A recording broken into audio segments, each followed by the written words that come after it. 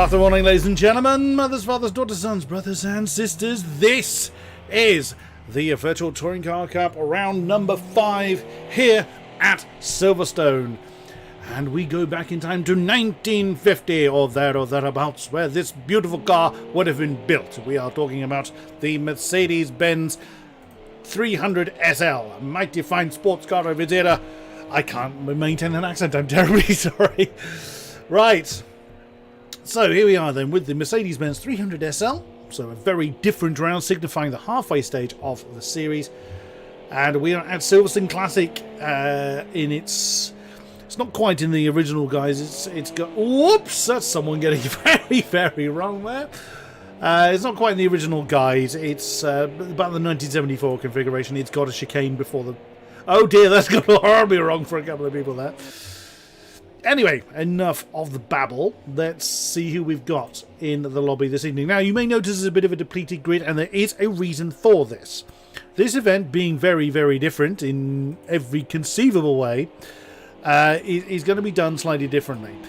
We are racing the AMs and the Pros in 2 separate lobbies. Reason being, this car is absolutely nothing like the touring cars that these guys have practiced on for the season. So it's been decided that the Pros and the AMs are going to race separately as opposed to all in one lobby. Also, there's a very limited amount of pit boxes in this version of Silverstone, so there was a problem with that as well. So it was decided early on to take the AMs and the Pros and race them independently. So we're in the qualifying session for race number 1. It's going to be 2 races for each class. Qualifying session followed by a 15-minute race, same as the season normally runs. But then race number 2 is going to be random grid, same as the normal season, but there's not going to be a race 3 for both sides. So 4 races on the stream this evening as opposed to 3, but split into their Pro and AM contingents. So in the AMs we have got Mr. Bent. He's running the car number 34, the red one with the blue flash. That's Simon Williams. What car is it? He's running number 3. The liveries are, of course, nothing like the normal liveries. And he's got that one a little bit wrong in aforementioned chicane, and jump back to the pits. Kev Straw running car number 21. It looks like he's had an argument with something and scrape on the door there. Now, these things are lively, I think it's fair to say. They are very, very slidey. As was the norm back in the era that these cars were built in. You would normally slide the car as opposed to, have the car stick to the ground in the way that we are accustomed today. Downforce just simply wasn't thought of. Matt Webb, running the number 8 car. As you can see, the wheels are pretty much from a bicycle. They are very, very, very skinny. David Garside, car number 23. It wouldn't surprise me if we've got more than one person running the same car number. Mark Holmes, running car number 20. I like that. I like that colour scheme. Whoops. Sean Morton, going for the car number 14. Bit of lawn mowing going on. That's a handsome colour as well. Mr. Fishwick, Colin Dunn, the number 19 car. Oh, get the... Oh, dear. That's not gone well for someone.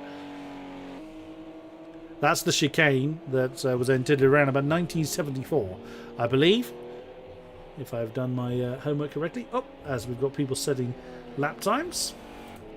Chris Callahan. Oh, nicely done.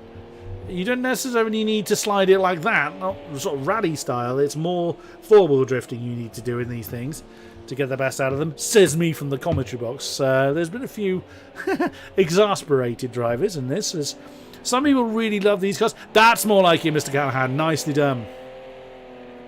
You can see just the way that sort of Chris pointed the nose and floored it, but in a controlled sense. So the 4 wheels were drifting almost in unison as opposed to the rally style of sliding the car. And that's put him on pole at the moment with a 49.3. Sienna Viper, which is... Oh, goodness me. My brain doth deceive me. It's Adam Davies. Interesting, got a bit of British Racing Green on the car. Mercedes were not happy with that in the 50s. That's a terrible accent. I should be shot for that. I'm so sorry.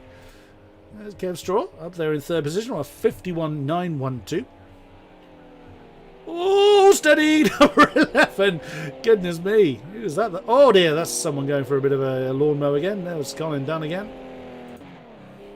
Oh, dear, that's a reshapen Merc. Who? Well, there's Adam Bent with a very bent bonnet. He's headbutted something rather hard in that thing. Oh, Simon Williams. Yeah, no, that's not going to happen. No. You just caught the slide and then you floored it again. So, what the half spin he's just done there, he won't thank me for the fact that I've just caught that on stream. It's so easy to do. Oh, David Garside struggling a bit in the car. What about Mark Holmes? We've just seen him go off onto the grass.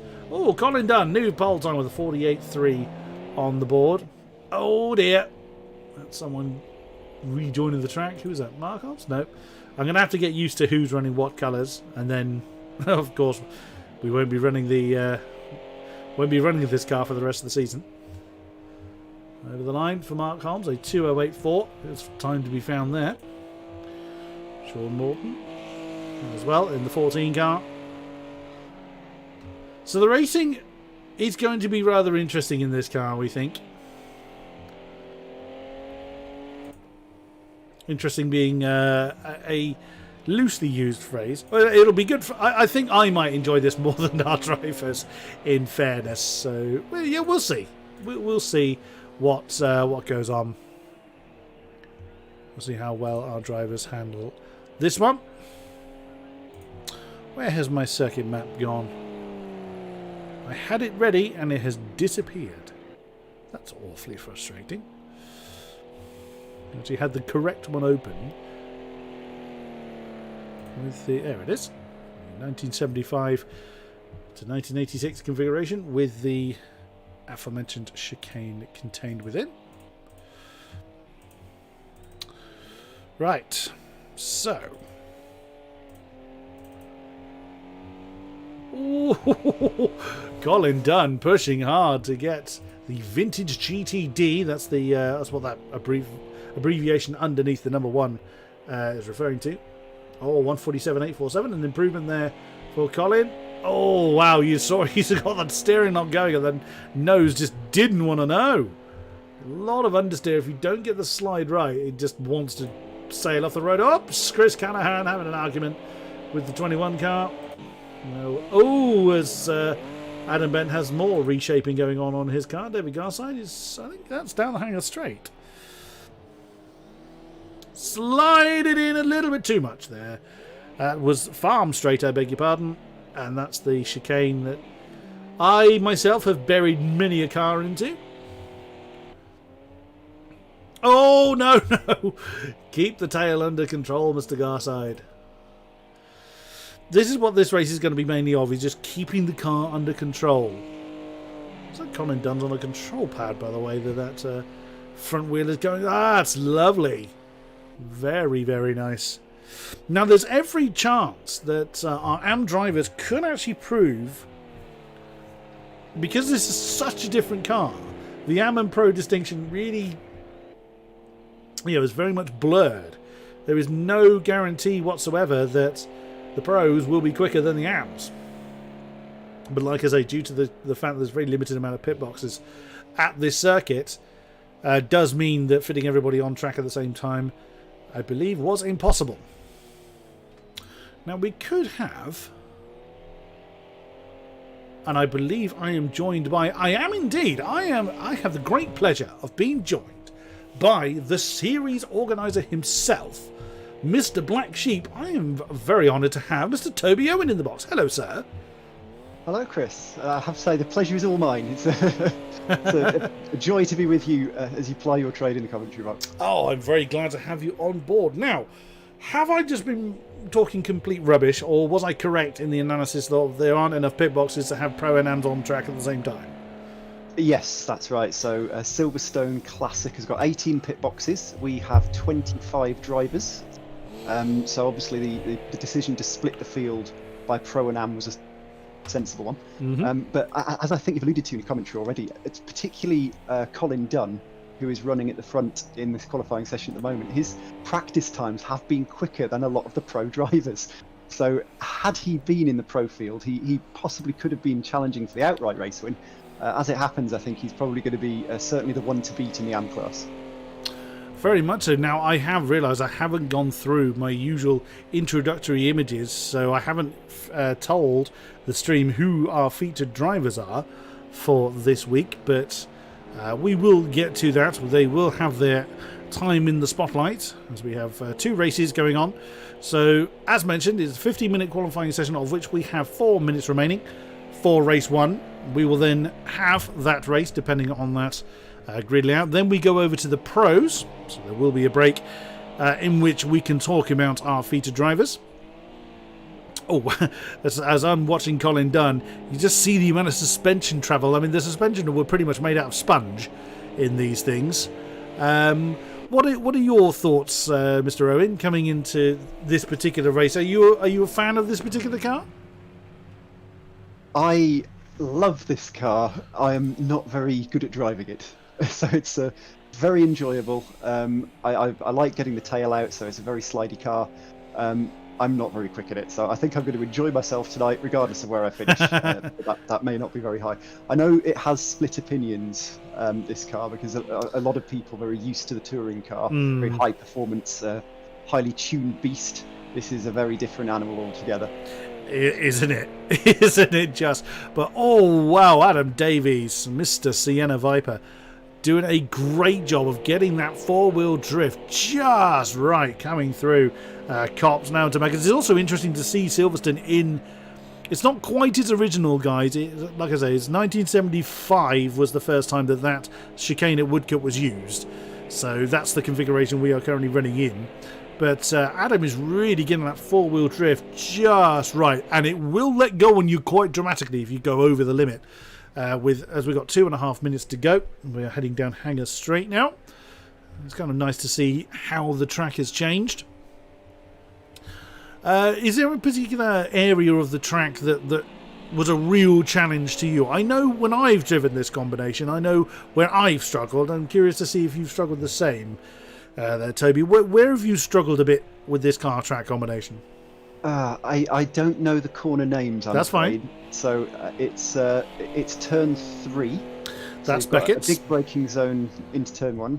Then you've got a sort of a flat out left hand kink, and then suddenly you're braking very long and very hard for turn 3. And if you brake slightly late, it's very difficult to go off there.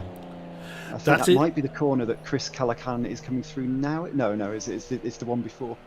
Beckett's is the corner you're referring to. Yeah, that's where we might see the most incidents, I fear, today. And I dare say you're right. Now, what we're not really getting an appreciation of from the off-board shots is how bumpy this track is. It's hellishly bumpy. And because these things, as previously mentioned, have exceedingly soft suspension, Chris Callaghan is coming down the farm straight now towards the chicane that I struggle at, if I've got my bearings correct. Yep, so there's the pit lane entrance. This chicane I do not get right very often. Oh, Chris, bit greedy on the apex there. But this is generally quite a smart lap from Mr. Callaghan. What does he get on the board? Does he improve? He does not. It remains a 149.359. Oh, but we should, if all of our pros now. There's a couple of people that aren't making it. John Nobbs was one of them. You did tell me the other, and I've forgotten. Who was not turning up today, Toby? I've forgotten as well, so I do apologise. I know they were both pros, but we have a new pro on board, so yes. So we're expecting 15, I think it is, pro drivers this evening. Yes.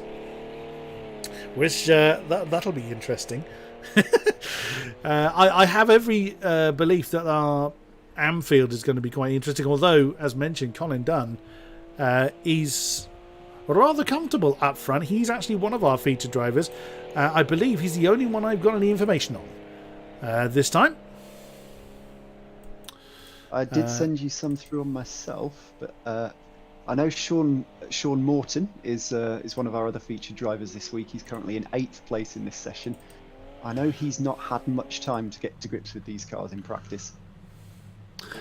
Well, the timer is finished, so any more practice time is going to be eluding our drivers as Adam Davies comes over the line. He does not improve, remains on 49.1.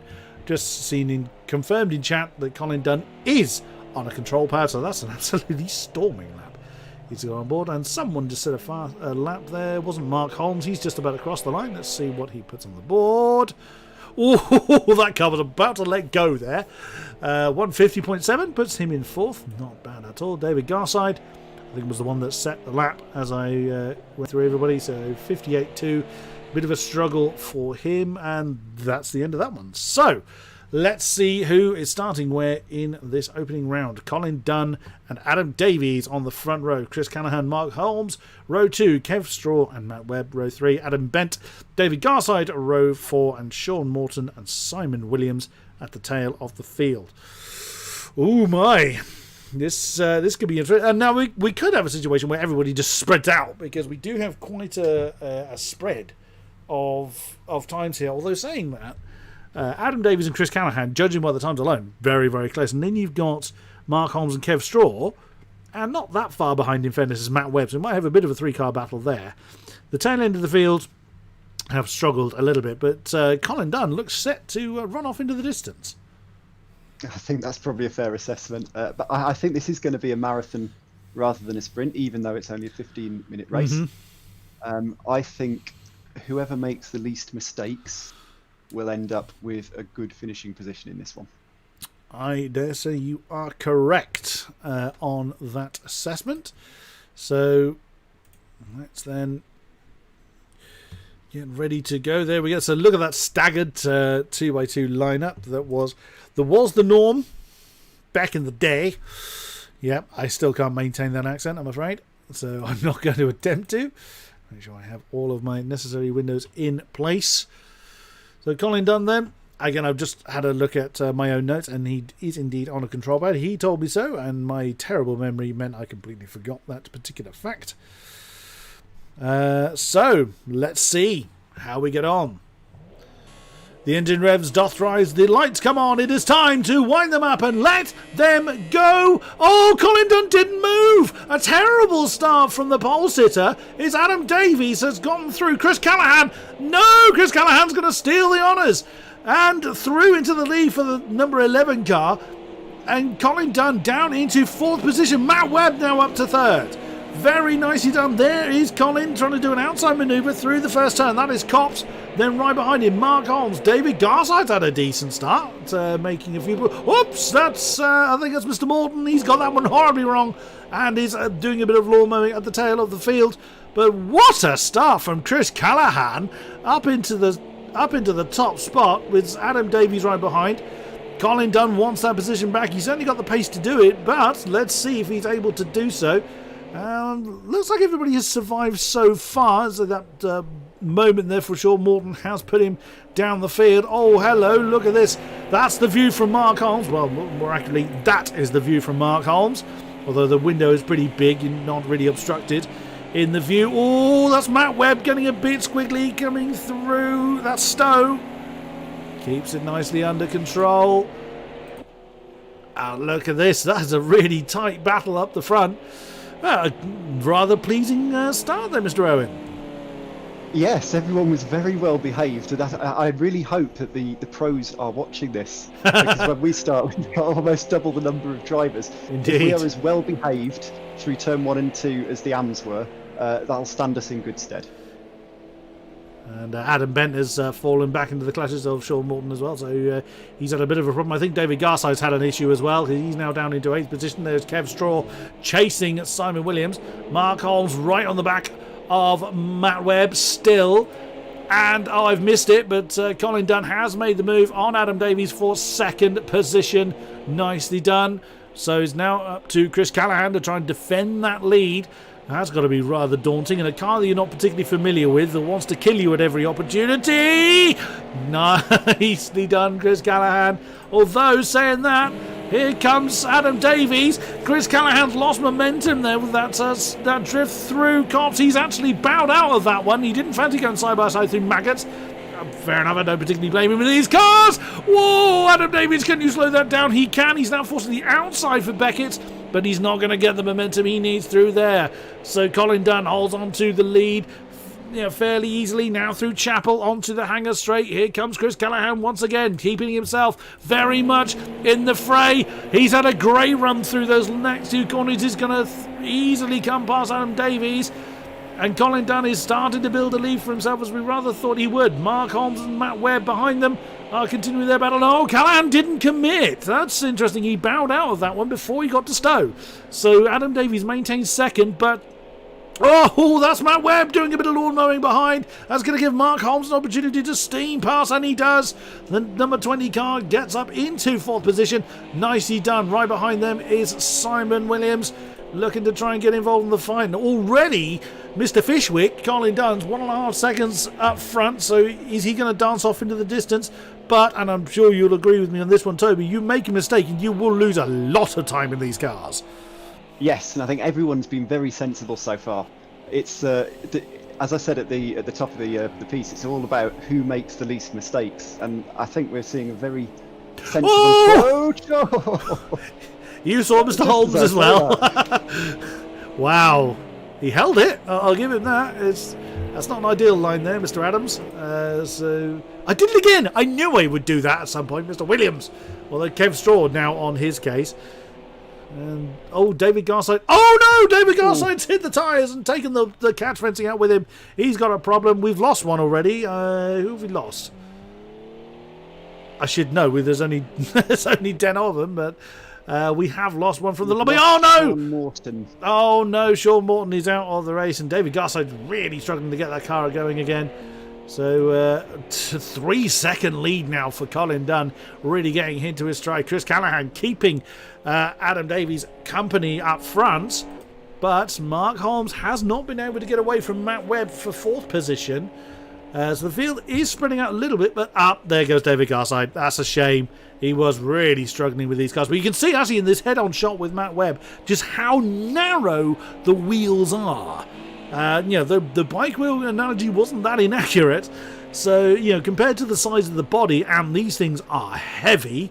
Aluminium was not a common material back in the 50s. It was used, but not exclusively. So these things were pretty heavy beasts, and those wheels are very, very, very narrow compared to the length and the size of the body. So sliding them was always the way forward. But it feels quite odd, doesn't it, Toby, when you're used to how pretty much any other kind of racing series goes, as we see Callahan lining up a move on Adam, but no, he's not committed to that one. He's being quite sensible into the Woodcut chicane.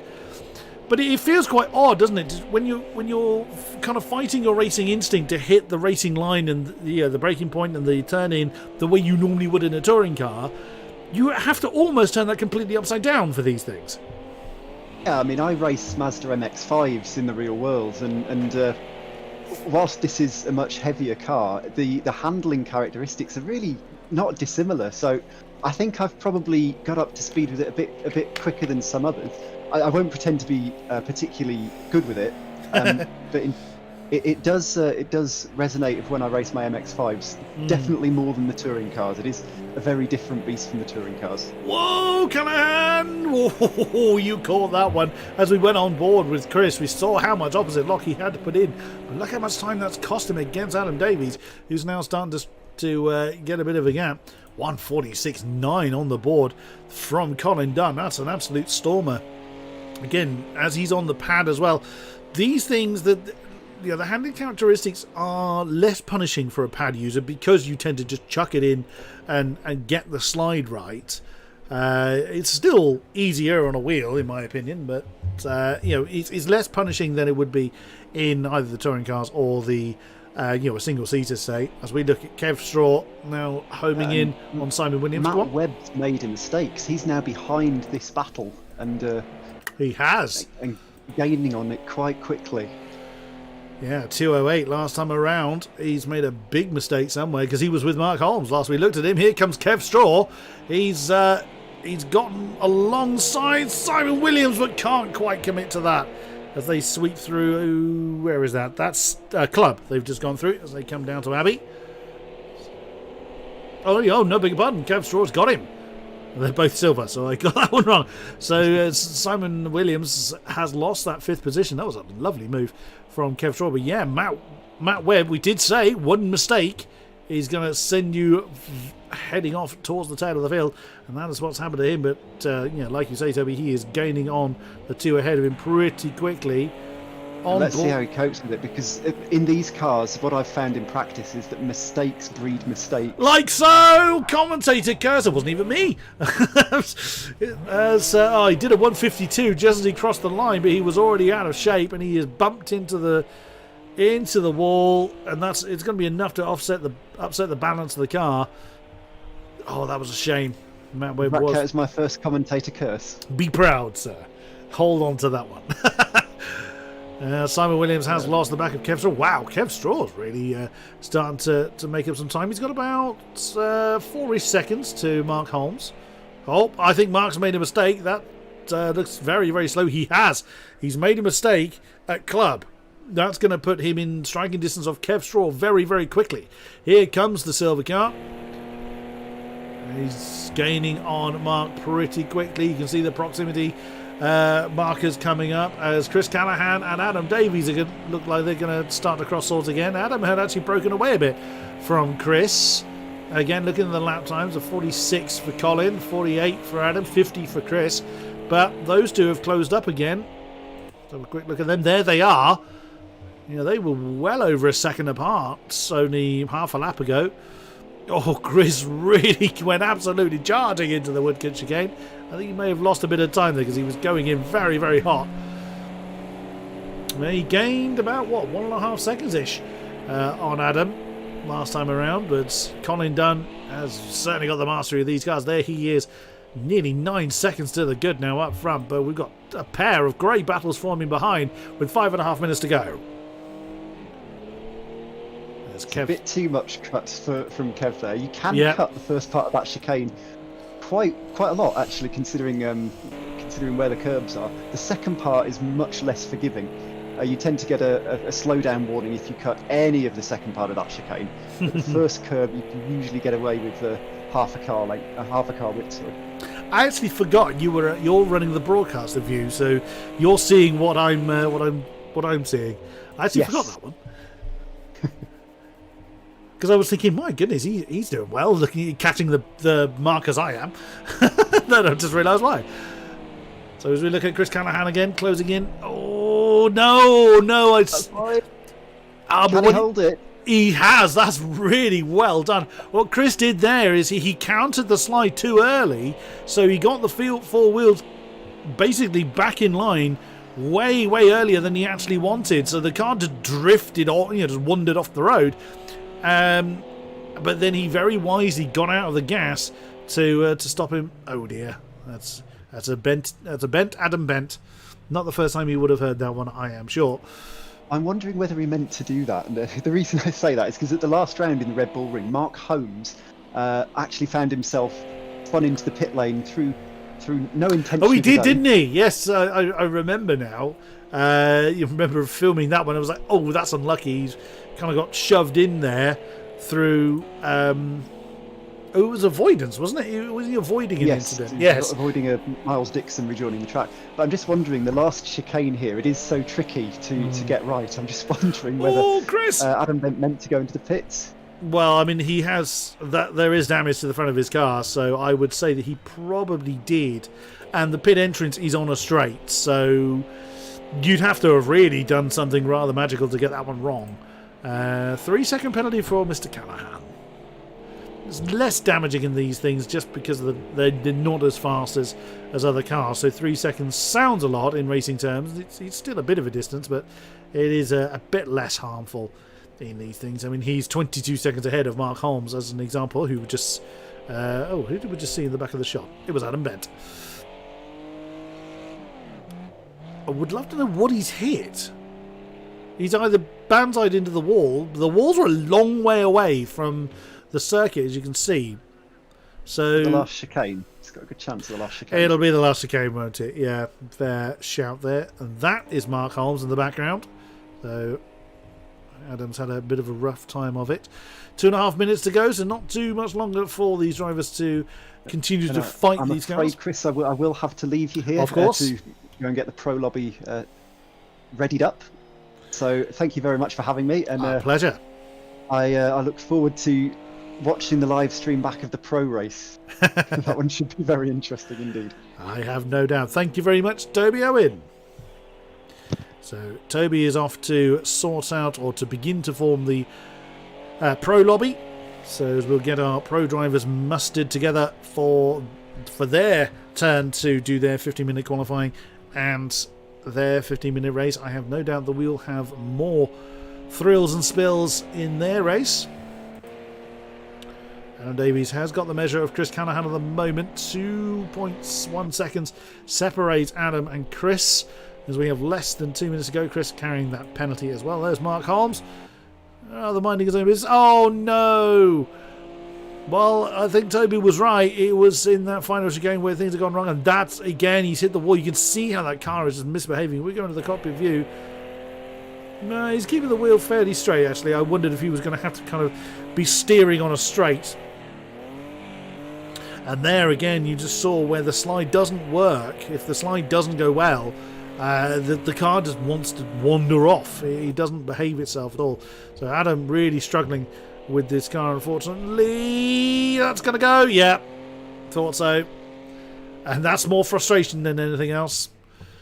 I feel for you. I do, because when you're in a position where it doesn't seem to matter what you do, you know, the car just gives up on you. Oh, wow. Well, that looked close. Was that Kev Straw coming past him? Yes, it was.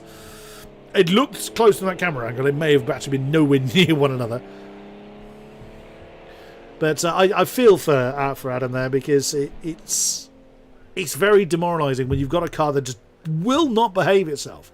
And these things being less familiar than others. You know, when you're racing a touring car, like, you know, Toby, for instance, races the MX-5s, there's an amount of transferable knowledge and instinct to the likes of the touring cars or other similar vehicles. These things aren't really like anything unless you race very classic cars in real life or as a habit. Checkered flag is coming out for this man, unless Colin has an absolute mare. We've seen the commentator curse kick in already, so it's not impossible. That, I think, is down at Stowe. So let's follow Colin through for the remainder of this lap. That is indeed... no, beg your pardon, that was Club, as he now swings through Abbey onto the farm straight, down towards the Woodcut chicane for the final time. And he'll be taking the checkered flag. And some people will be quite happy about that, but that's a very convincing win for Colin. He makes it look very easy, and believe me, it is not. Oh, I beg your pardon. It was Beckett's and Chapel he's gone through. That's Stowe he's just done now. See, I don't commentate on this track very often, so my apologies. Now he's coming through Club. And there we go. So you've got a sharp right that leads into a fast left twice. Beckett's and Chapel is the first combination, and Club and Abbey being the next. Now he's on farm straight. He was the hangar straight he was on previously. And FYI, the pit lane entrance. Oh, you can see that's Adam Bent just going past it. Oh no, that was Matt Webb, I beg your pardon, just going past it. So, you know, you would have to go in it on purpose. But your winner in race number 1 for the AMS is Colin Dunn. Very nicely done, Mr. Fishwick. Adam Davies, a very well-deserved second place in these classic 300 SLs. Nice, lovely, well-controlled slide at the end. Chris Callaghan is going to come home in third place. Great effort there. Mark Holmes, again, a solid effort there. He's swinging through Abbey, I think. He's 23 seconds behind Callaghan. That, as we just switch to the cockpit view, we should see, yes, that is indeed heading down to Woodcut. There's the pit lane entrance.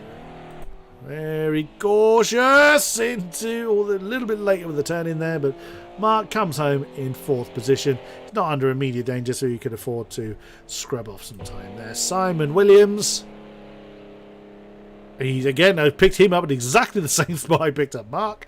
So that's again Abbey Curve down towards.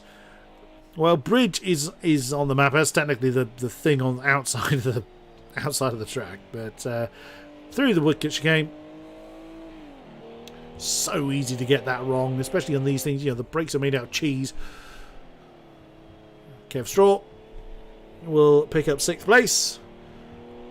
And Matt Webb, I believe, is a lap down. No, Matt Webb is still going. I beg your pardon. Adam Bent is... I think he's already crossed the line. Yes, he has.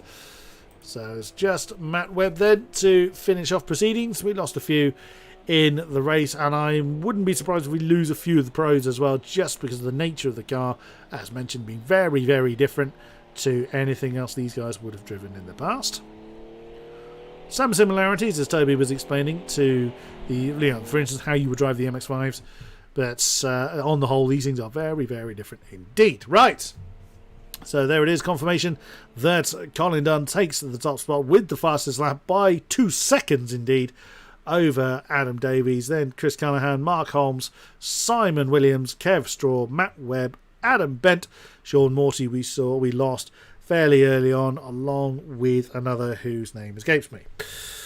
Right then, ladies and gentlemen, do bear with us whilst we set up the lobby for the pro race. But what we're going to do, I will put the music on in the background, in fairness. So we've got that running. Let me just get that on. There it is.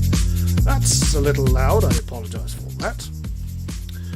Right. So what we're going to do is go through the...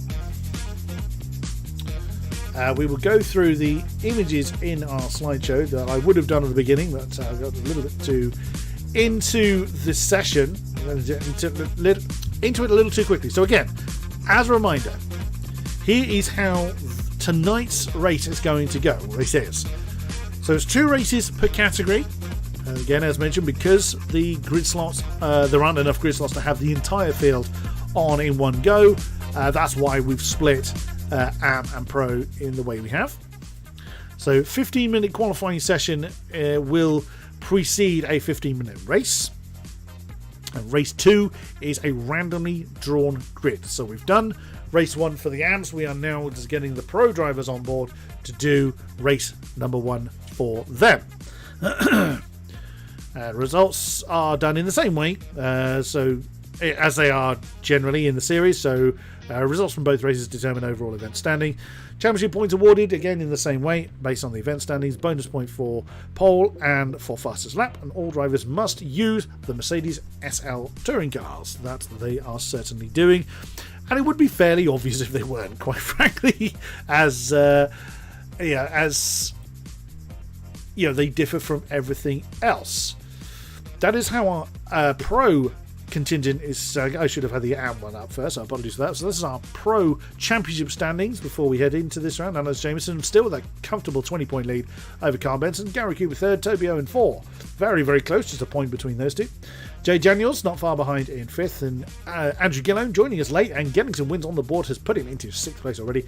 Miles Dixon 7th, Alex Rose 8th, John Nobbs, who's not with us tonight, in 9th, and Brendan Van Heeden, who seems to be the unluckiest man in the world, in 10th position. In the AMS, Chris Callaghan took over the lead of the championship before tonight's round, but I suspect Colin Dunn has got that back, very much so. Just 2 points separated them before tonight. Then Matt Webb in 3rd, Mark Holmes, only a couple of points separated them in 3rd and 4th. David Garside 5th, Sean Morton sadly not getting to grips with this car in 6th. Kev Straw came home, score some points, so he will more than likely take over that 6th place after tonight. Simon Winters, look at that, 16, 15, 14, 12, 7, very, very close in the tail half of the top 10 in the AM Championship. And Adam Benton, a very youthful look in that picture. And those are our feature drivers for tonight, although I only have information handy for one of them, who is our race winner, who joins me in the box. Hello, Colin Dunn. Hello, Chris. Right, sir. Well, you look like you had a lot of fun out there. I did. I like these cars a lot. I get on with them really well. Just turned out well. Do you find being on a pad helped you in this particular sense? Because the main way of driving them is sliding them as opposed to sort of gripping in the normal, racing line fashion. Do you find the control pad helped you there? I think it might have done, and particularly because of one of the features that's built into project cars. There's a counter steer assist that is built in for helping people with pads rather than wheels. Indeed, correct. And I think that's helping with these cars. Now, what do you race? What do you deal with in real life, Mr. Dunn? So, when I do go racing, I have a Renault Clio that I race in the Welsh Sports and Saloon Championship. So, absolutely nothing like these things. Not at all. No. Front-wheel drive, lift off oversteer. Not that that's, the Scrabble wagons are not that they're good fun in their own way at all, are they? Just a good point and click with the throttle. Yeah. Excellent. And when do you anticipate being racing again? For me this year, I think it's going to be the end of October, which is the 750 Motor Club Burkett Relay. I see. All prepared? All ready to go? Not even close. Oh dear. And when is this? So end of October. I see. So some time to go. If we pesky virtual people aren't getting you on board to drive in these series either. Yes, it should be alright. We're coming along quite well. But we did the relay last year, and my car did 3 hours of the 6, and it took a bit of a beating. So we've had to do quite a rebuild afterwards. Confident? Yeah, I think so. Yeah, a lot of work going into it. A lot of help from my dad. But we should be ready, and hopefully we'll have a better result than we did last year. And what about race number 2 for this evening? Really looking forward to it. Obviously we've seen I've got good pace in the AM class, so hopefully I can continue that pace. It'd be interesting to see how your pace compares to the pros that we're just about to see. That's also I'm going to be keeping an eye on. Yes, I know there's a few of them that are quite a bit quicker that we've seen from the practice during the week, but I know some of those guys are struggling to get along with it, just like some of the ARM guys are. Indeed.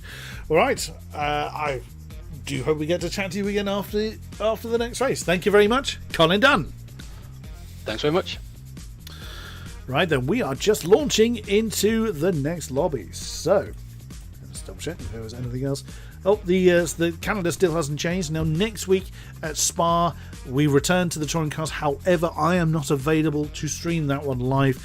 Hopefully, alternate arrangements can be made in time for that. So then, let's get back to the action, shall we? As we head back to the track for the pros to show us what they are made of. So you get rid of the music. Right, let's see who we've got. First out of the box, or first in the list at least, is Carl Benson.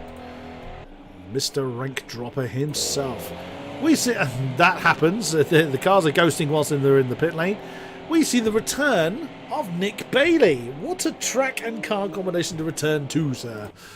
Miles Dixon has yet to leave the box. Gummy Bear, that's Brendan Van Heeden. Again, he's had such bad luck in this series so far. So hopefully this one can, this track combination can help him along a little bit. Andrew Gillow comes out in the number 16 car. He's gone for British Racing Green. An interesting choice for a Scotsman. Now this is a new entrant, Mazda Ron. Now I'm going to double check something. I believe that is our new. I'm just going to double check that. And answer is, yep, that is our new entrant, Aaron Large. So welcome to the series, Aaron. Again, you pick an interesting week to come and join us. Who else have we got on board? We have got McRae Williams in the number 14 car. Ooh, steady. Get the tail to behave itself. We have Jay Daniels What's also going to be confusing for me is that the same liveries are going to be used in the pros as they are in the AMs. Jack Dan also in. Oh, that was close to the grass. Very, very close. He's given it plenty. He's not shy of it, is he? Goodness me. Alex Jameson, of course, is out there. He is our championship leader, but he's got some competition out there. Alex Rhodes. Oh, great. Both the Alexes are in red cars. Thank you, gentlemen. Go, why do you make my job even more difficult? I love it. And the organiser himself, we had the great pleasure of having a chat with in the AM race. It is, of course, Toby Owen. It's got a bit of an Aston Martin look to the with that kind of yellow accented front grille. That's quite nice. I like that. Oh, nice. That's a little bit overkill on the tail there, Toby, but it's good fun to do. I'll be honest. Where's Mr. Jameson? There he is. What is he going to be capable of this time around, I wonder?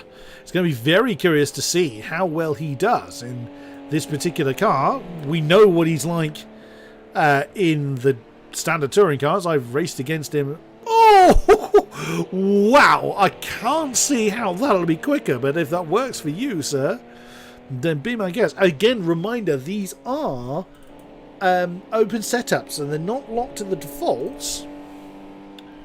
So, you know, what's working for them could well be down to the setup they're using, as opposed to, you know, what will work for them with their setups.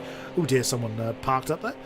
May not necessarily work for the default runners, such as myself, but we will see.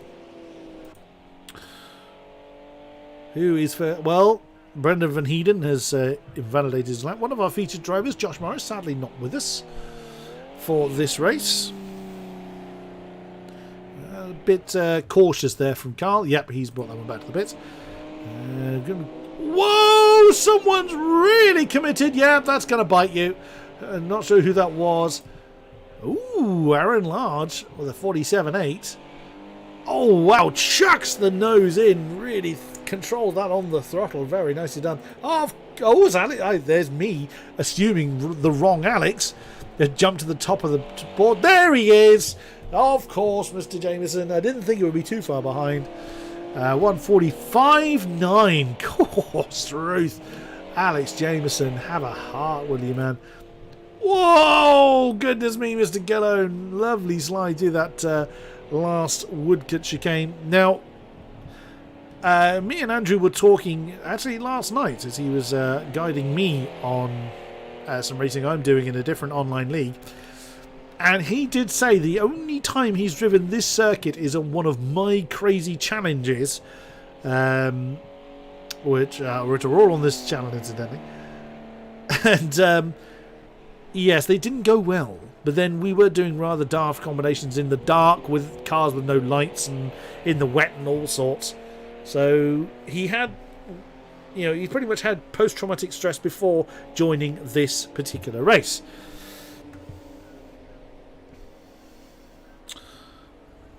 So, Jameson leads the way with a 45.9 on the board.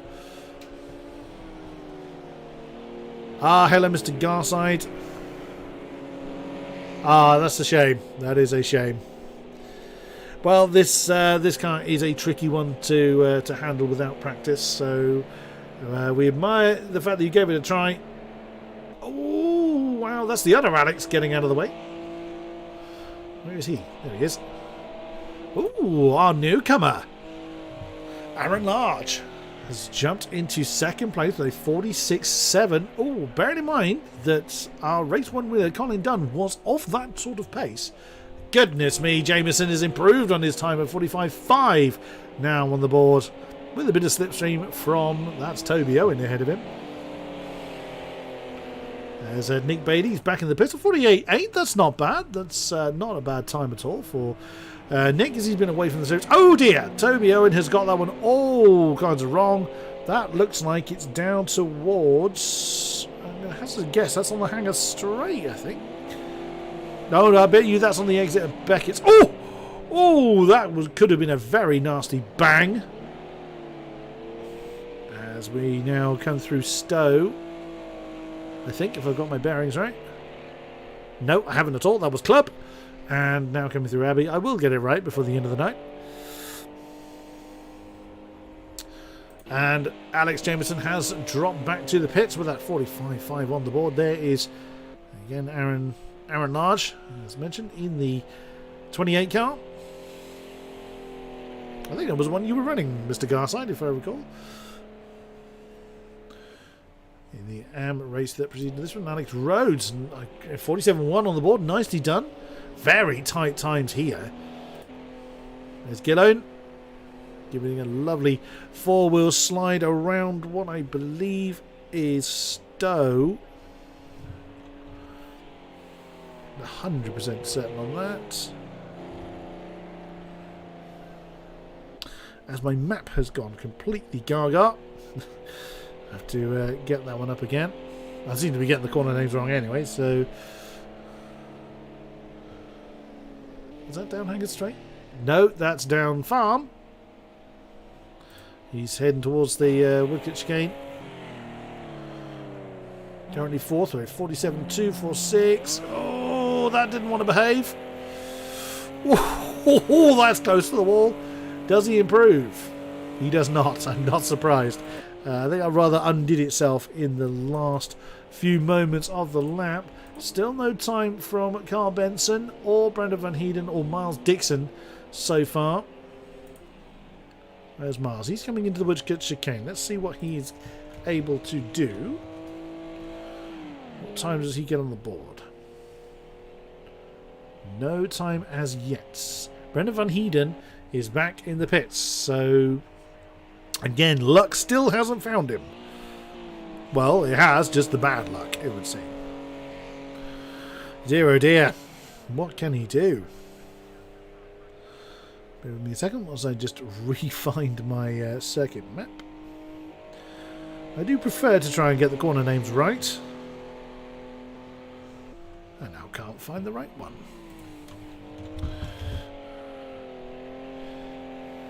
You find all sorts of variations. Oh no, Miles, that's not how that works.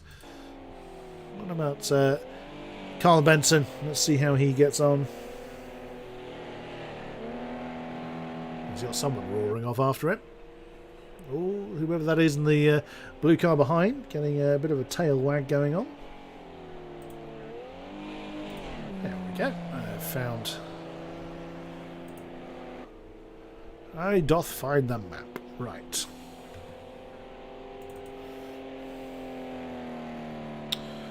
Right then.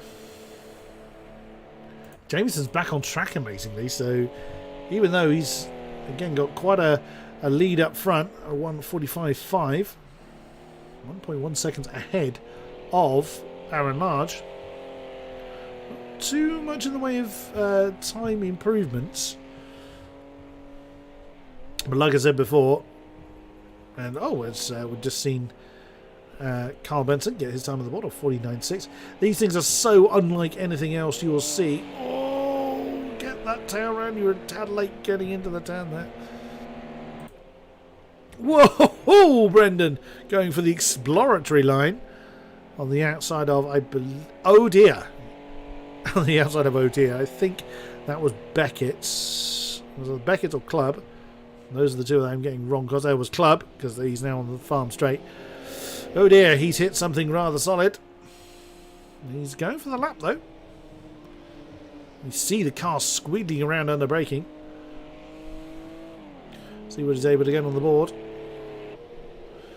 And that is no time set for Brendan Van Heeden. So that was either invalidated.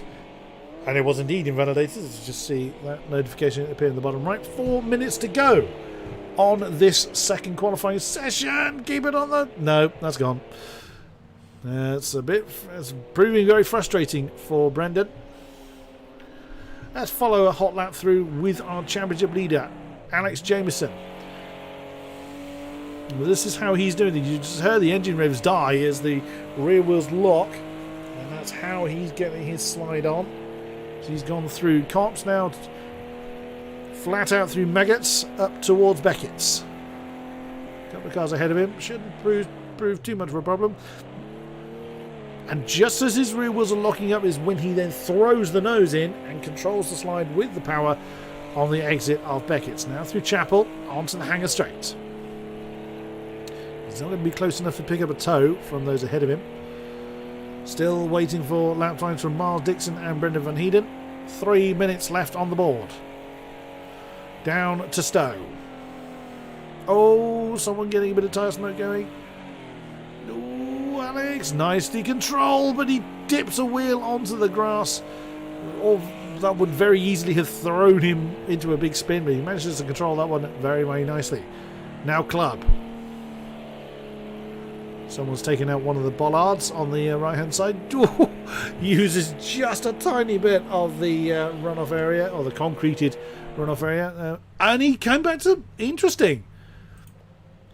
Now, he did touch a wheel on the outside, which may have just lost him enough time to have meant he would fall in behind his own time. He's opted to come back to the pits. Here is Aaron Large. Oh, got the car slightly unsettled on that second apex through the Woodcut chicane. No improvement on his already impressive time of 46.7.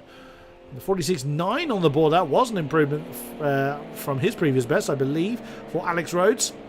As he sweeps through Abbey Curve, he's been chased by Toby Owen. Where is Toby? There he is, a 48.9 on the board, 9th position. He's getting a big old slipstream from Mr. Rhodes. Wow, Toby Owen chucks the car in, and Alex saw him coming and backs out of it. Very, very good awareness there from Alex Rhodes, and an improvement, 48.5. Brings about 1 position, Toby Owen. And Andrew Gillone has jumped up into 3rd place with a 46.9 on the board. He has knocked Alex Rhodes out of that 3rd place spot. And that's Alex Jameson, ironically, who he's just passed. So, goodness me. Oh, Gillone giving it plenty as he flies through Club Corner. No, as he flies through Beckett's Corner, I beg your pardon. And through Chapel. Alex Jameson lurking right behind him. Less than a minute to go then for this session. Rhodes leads Large, leads Gillone. That's going to be interesting to see how Jameson deals with this. He could do a Fishwick, a Colin Dunn, and just run off into the distance. Something we've seen Alex Jameson do many, many a time. Is that Jack Dan? It is. Oh, wow, that was a little close. But Jack Dan on an absolute flyer down towards Woodcut. Chucks it in. I do wonder whether that's the fastest way of doing it, but certainly the flashiest. 47.4 on the board. Does he improve? He does. A 46.3. What a stormer from Jack Dan. What a cracker. 2nd place at the moment, and he's still giving it plenty. Checkered flag about to fall. Ooh, dips a wheel onto the dust, but manages to keep it going. He's just knocked out of position the man who's right behind him on track. Checkered flag is out. Alex Jameson already back into the pits. And Jack Dan is still going. It looks like, yep, Aaron is backed out of that one, so he will not improve from his 3rd position of 46.7. Gillone's pulled into the pits with a 46.9. Alex Rhodes is 5th with a 46.9 as well. Of course, 300 of a second separating Gillone and Rhodes. There is Jay Daniels. Where is he? He is streaming through. I believe that is Stowe. That's going to be invalid, unfortunately, but it looked impressive. He's pressing on nonetheless. That's someone very off circuit in the background. It wasn't Nick Beatty. He's 48.6. It wasn't McRae. I'm not sure who that was flying off circuit. I think they jumped back to, oh, was it? Might have been Aaron Large. I'm not entirely certain. Jay Daniels, I think, is the only one on a hot lap. Generally by people's pace, and that's too much. That's too much through Abbey.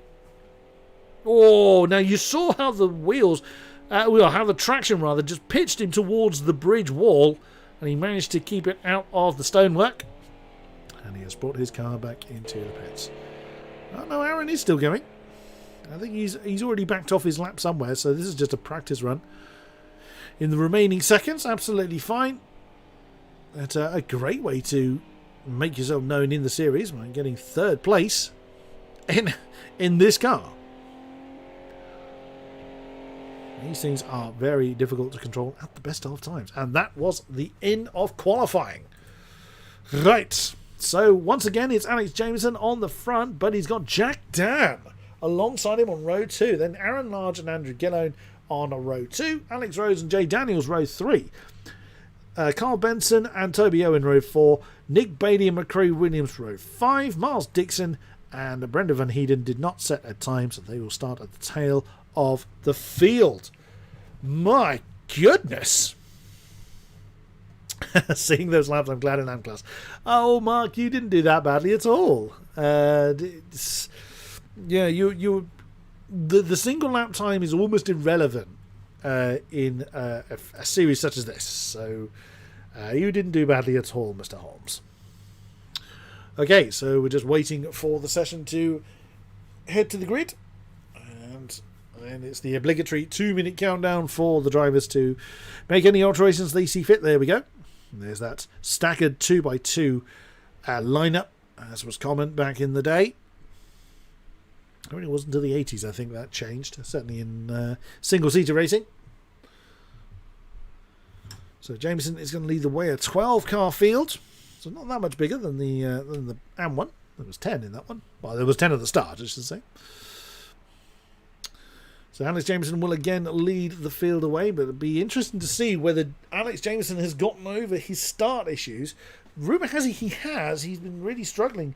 Certainly, we saw last week at the Red Bull Ring in the BMW, where he just bogged down every single time. But I seem to remember reading that he has resolved that issue. I'm sure much to the chagrin of everybody else in the series. We saw some absolute storming performances. I'm going to be curious to see.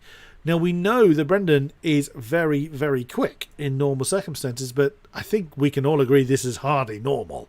So it's going to be interesting to see what he does in this field. Welcome to the chat, Adam Bent. Good to see you. It's a shame that you struggled a bit in these cars, but again, totally understandable. They are difficult beasts at the best of times. Right, we have got 30 more seconds for our drivers to decide what they're going to change. Never mind, they're all readied up, and Andrew Gillone's turned his lights on for some odd reason. He's standing up from the crowd. Here we go, race number 2. It is time to wind them up and let them go. Who is going to be brave on the race? Oh, it's a terrible start from Jack Dan, but what a cracker from Aaron Large. Also, that was Andrew Gillone that's gained a position as well. A great mixture of good and bad starts in there, but Alex Jameson has again lost out on the start. 2 newcomer this time of Aaron Large. It looks like Gillone's going alongside him as well as they scream through the first turn and head toward... Look at that! My goodness me! Aaron Large is storming away, and Andrew Gillone still side by side with Jameson as they come to the first heavy breaker zone of the lap, and they're still side by side. My goodness me, gentlemen. It's a bit longer than one lap, but they're still going for it. Jameson and Gillone fighting once again as Andrew Gillone finally receives the position. Jay Daniels up into 4th. Good start for you. There is Benson. Where on earth? Jack Dan down to 6th. A horrific start. Right at the back of him, Miles Dixon, who didn't set a time, up into 7th position. Great effort. Alexander Rhodes in 8th. Brendan Van Heeden is up into 9th. Nick Beatty 10. McRae 11. And Toby Owens had a disastrous. He's 3 seconds off the back of McRae in the tail of the field. But look at this lot. What a great entrance for Aaron Large. Great. So, whoa, that's someone miles off his own. Whoa, there's several people that have flown off the road. That's Alex Rhodes has gone one way. Who was the other one? Oh, it was Carl Benson. I think Carl only really lost one position there. Getting very, very close. Top 3. On board with Andrew Gillone as Alex Jameson makes the move as he outbraked himself into the workers' chicane. He's going to struggle to get that back under control.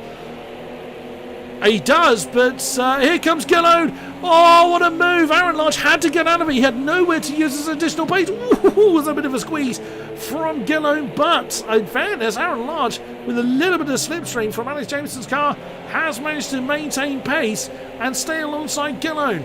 Side by side still, and no, Gillone's going to slot back into 3rd position as they have come through Cops. Now towards Maggot.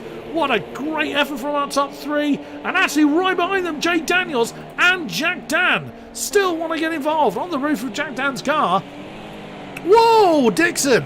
Goodness me, I don't know whether you were late on the... Well, I'm not sure if you were a bit late on the race or Gillo was a bit cautious. And there you just saw and very nicely demonstrated what happens if you try and power on the grass in these things. It does what most cars want to do and want to absolutely kill you into a spin. Gillone is side by side with Jay Daniels. Jay's got the move done, and right ahead of them you can see Large and Jameson. Oh, Jack Dan had to make a sudden correction there. Goodness me, they are scrapping all at the top. Fantastic top five having their own. Well, it's the top two and then the next three. Whoa, that's trouble behind. Trouble behind. Who's that? No? Oh, not again. Brendan Van Heeden has absolutely dished it. What's gone on up here? Oh no, Jack Dan has hit something very hard. Where on earth is... As I've looked away, where's Gillone gone? He's there. Oh no, down to 10th, Andrew Gillone. I didn't see the incidents. I was seeing who had gone off the road. And Andrew Gillone has spun. He doesn't look damaged, but oh dear, that's not gone well. We'll see if the stewards get involved in that one post-race.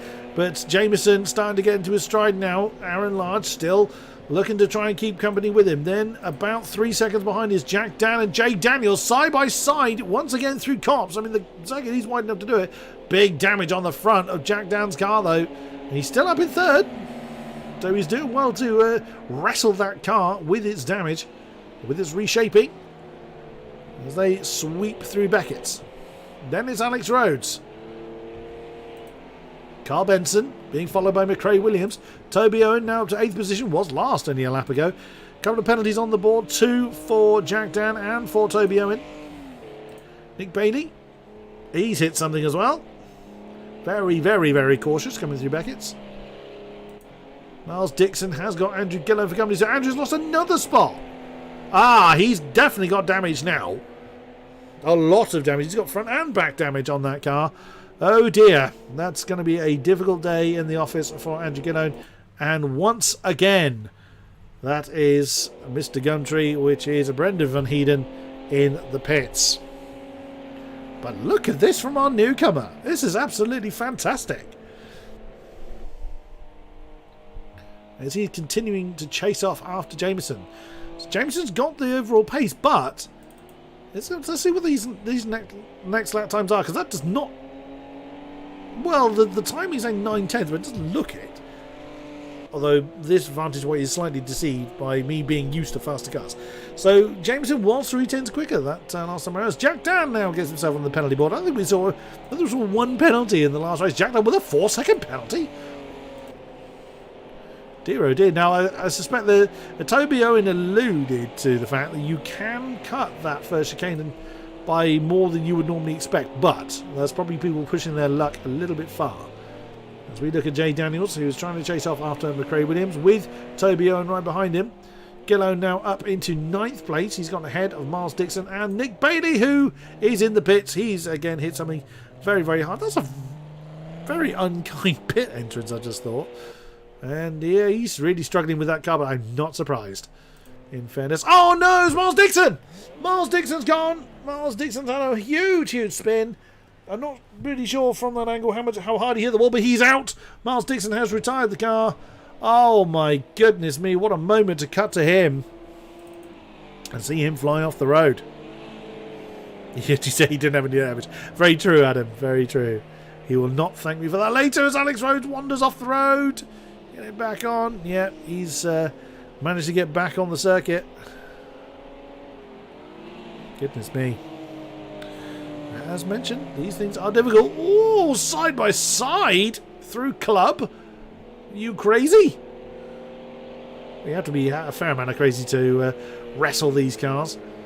And suddenly a 2-second gap up front as Mazdaron, or Aaron Large, has, I think he's made a mistake somewhere, because suddenly that gap is now nearly 3 seconds. A 47.1 from Alex James. A 51.5 from Aaron there. As they continue, Jack Dan and Alex Rhodes are continuing with their battle for the last podium spot. Jack Dan with that reshape in front is doing pretty well again, considering the damage. Carl Benson is 7 seconds behind Alex, but 1.5 ahead of McRae Williams, who has got Jay Daniels for company. So there's a great battle forming there for 6th position. Tobio is not that far behind, 2.7. Woo-hoo-hoo! Well held, Jay Daniels. Not quick, but it is flashy. There is Mr. Black Sheep, Tobio, and the master, the ringleader, circus master of this event. Well, of this series, I should say. Oh, Andrew Gillone, that's difficult to look at. Looked like you were struggling to keep that one on a straight line. That's even more difficult to look through. Nick Bailey's still in the pits. Let's just watch as Andrew Gillone... Oh, that car doesn't want to turn. He's struggling to get the thing to slide into the corner. Right now, Andrew qualified in 4th. You just see there's... Well, he's not having to do too much steering correction on a straight, but... Not a good day in the office for Gillane, but look at here. You've got a battle for 4th. Battle for 3rd, rather. There's Jay Daniels, McRae Williams, and Carl Benson aren't that far apart. Again, there's Toby Owen looking to get involved in that fight as well. But let's keep an eye on this battle for 3rd place at the moment, as everybody else has pretty much spread out. Oh, now that's 2 different approaches to the same set of corners. That's going to put Alex Rhodes on the inside with a great run on the exit of the Wicker chicane. Very nicely done. He set that one up on the entrance of the chicane and nailed Jack Dan perfectly well on the exit. Very well played. Can he hold off the charging Jack Dan? It's going to be the real question. There is Jay Daniels on the back of McRae Williams. Just going out. The shot was Carl Benson. Jay is doing what he can to get McRae out of his rhythm. He was 4/10 quicker on the previous lap. And Sobi Owen actually gained a couple of tenths last time around as well. Let's get into the cockpit cam. That's what the cockpit should look like.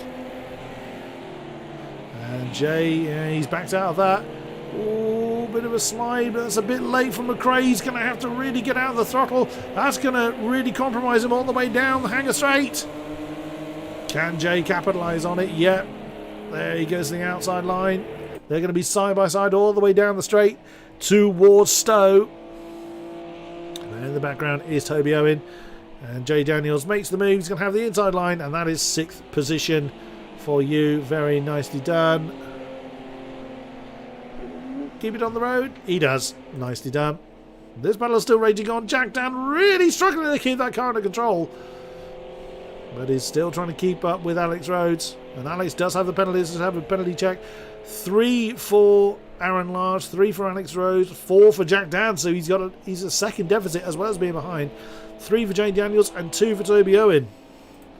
There is McRae Williams on the back of Jay Daniels. Doesn't necessarily have to do anything because McRae doesn't have a penalty. So he could just sit there basically and let Jay Daniels tow him home. Racing Instinct being what it is. Whoa! Wow! That was a lot of opposite lock.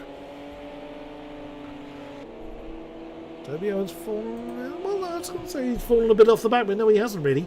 He actually gained 4/10 on McRae last time around. So Toby could get involved in that battle before the checkered flag falls. It looks like Jack is falling off the back of Alex Rhodes a little bit. Well, he was a second slower than the last lap. Whoa! That'll be the extra second of penalty he gained. As McRae Williams... Actually, McRae Williams and Jay Daniels are beginning to home in on Carl Benson. So Carl's not out of the woods yet. There's the furious soaring of the wheel from McRae Williams. It's a very different way of handling these cars. As Jay Daniels may well do things a little bit differently. Again, the slipstream is just not all that effective in these cars. It does help. Oh, lovely slide from Jay Daniels. definitely did a better job of it than Carl Benson did, so Carl's lost momentum. So Carl's going to have a real battle on his hands. Did I see... I thought I saw a third car in this little squabble. Oh, I did. That, however, is a back marker, and I suspect it's Nick Bailey. It is. Now, we saw Jack Dan absolutely launch his car in. There he goes again. Oh, the steering wheel, actually, the animation wasn't showing. There's no way he didn't counter-steer that. The animation's not actually showing how much steering's going on. That's a bit of a shame. So I would have loved to have seen just how much steering angle Jack Dan put in. Not working for everybody, it would seem. So Jay Daniels now has dropped McRae Williams. Well, McRae has lost a lot of time there. Look at the lap time. Toby Owen would have gained some, but didn't gain enough to overhaul it. But Jay, now free from challenge behind, is free to challenge Carl Benson for 5th position. That's a battle that's potentially going to go to the line. Oh, Jack Dan's off the road! He's going to spin right in front of Nick Bailey, and oh, impact between them! Oh no! Just a tiny mistake, a little bit too much throttle on the grass, and that has basically given Nick Bailey a big old punch in the face. And right behind them, so Jay Daniels capitalised on the confusion ahead and has snuck past Carl Benson. Now, under normal circumstances, that would be yellow flags. He wouldn't be able to pass, but that's not how Project Cars works. So Carl Benson may feel a bit aggrieved by that, as that is Jack Dan, his exceedingly wounded car, now here with a lot of company. And Jack Dan taking out bollards. But Jay Daniels has really capitalised on that. He's got himself 1.5 seconds between himself and Jack Dan. Absolutely amazing. And Toby Owen's right in the mixture as well, as he's caught the back of McRae Williams. Andrew Gillo's a long way behind this particular pack. As Jameson continuing to do Alex Jameson things up front.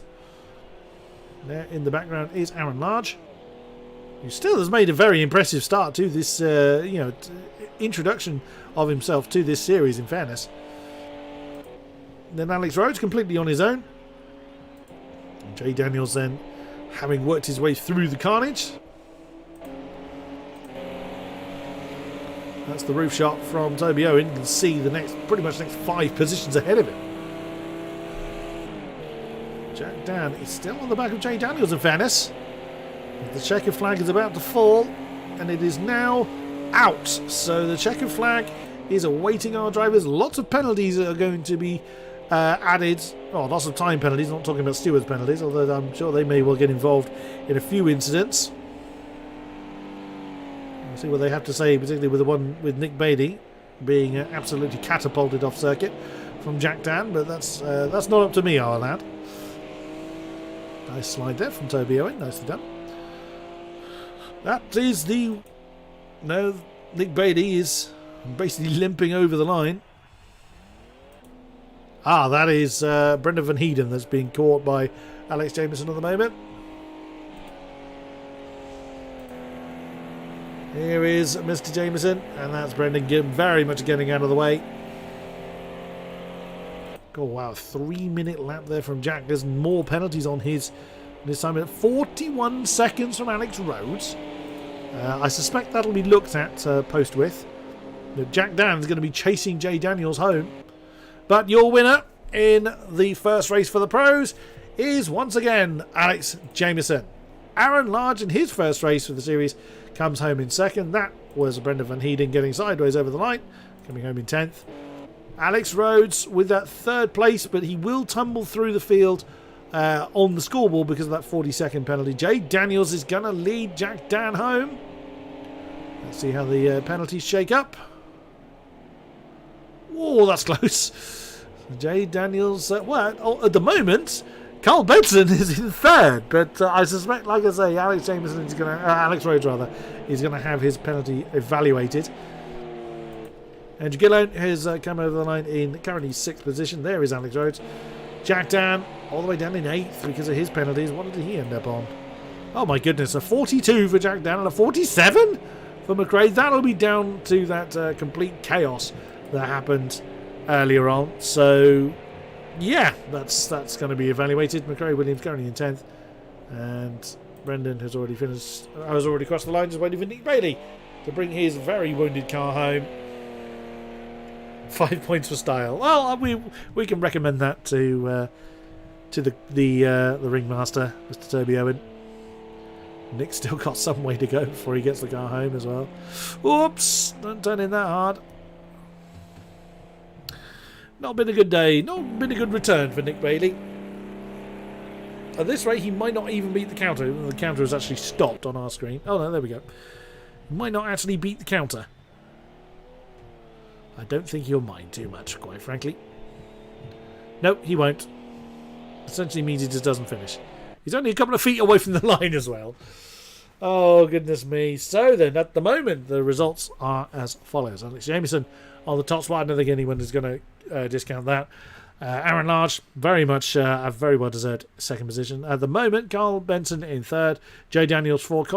Toby Owen 5. Andrew Gello in 6th. Alex Rose 7. Jack Dunn 8th. McRae Williams 9. Brendan Van Heeden 10th. And Nick Bailey, by a matter of a few yards, didn't finish in 11th, and sadly we lost. I've forgotten who we lost. Such is my memory. Right. We switch back to our AMs now, as we will get the slideshow underway. And we have talked to who we are going to talk to, unless we've got someone in the box waiting to speak to me. Not at the moment. If somebody comes forward, if Mr. Jameson wants to speak to me, for instance, as race winner, he is more than welcome to. Until we get the next lobby set up, we will hit the music and get back to you as quickly as we can. Don't go anywhere, because I think the random grid race is going to be just as chaos as the qualifying one was. So don't go anywhere. We'll be back to you as soon as we can.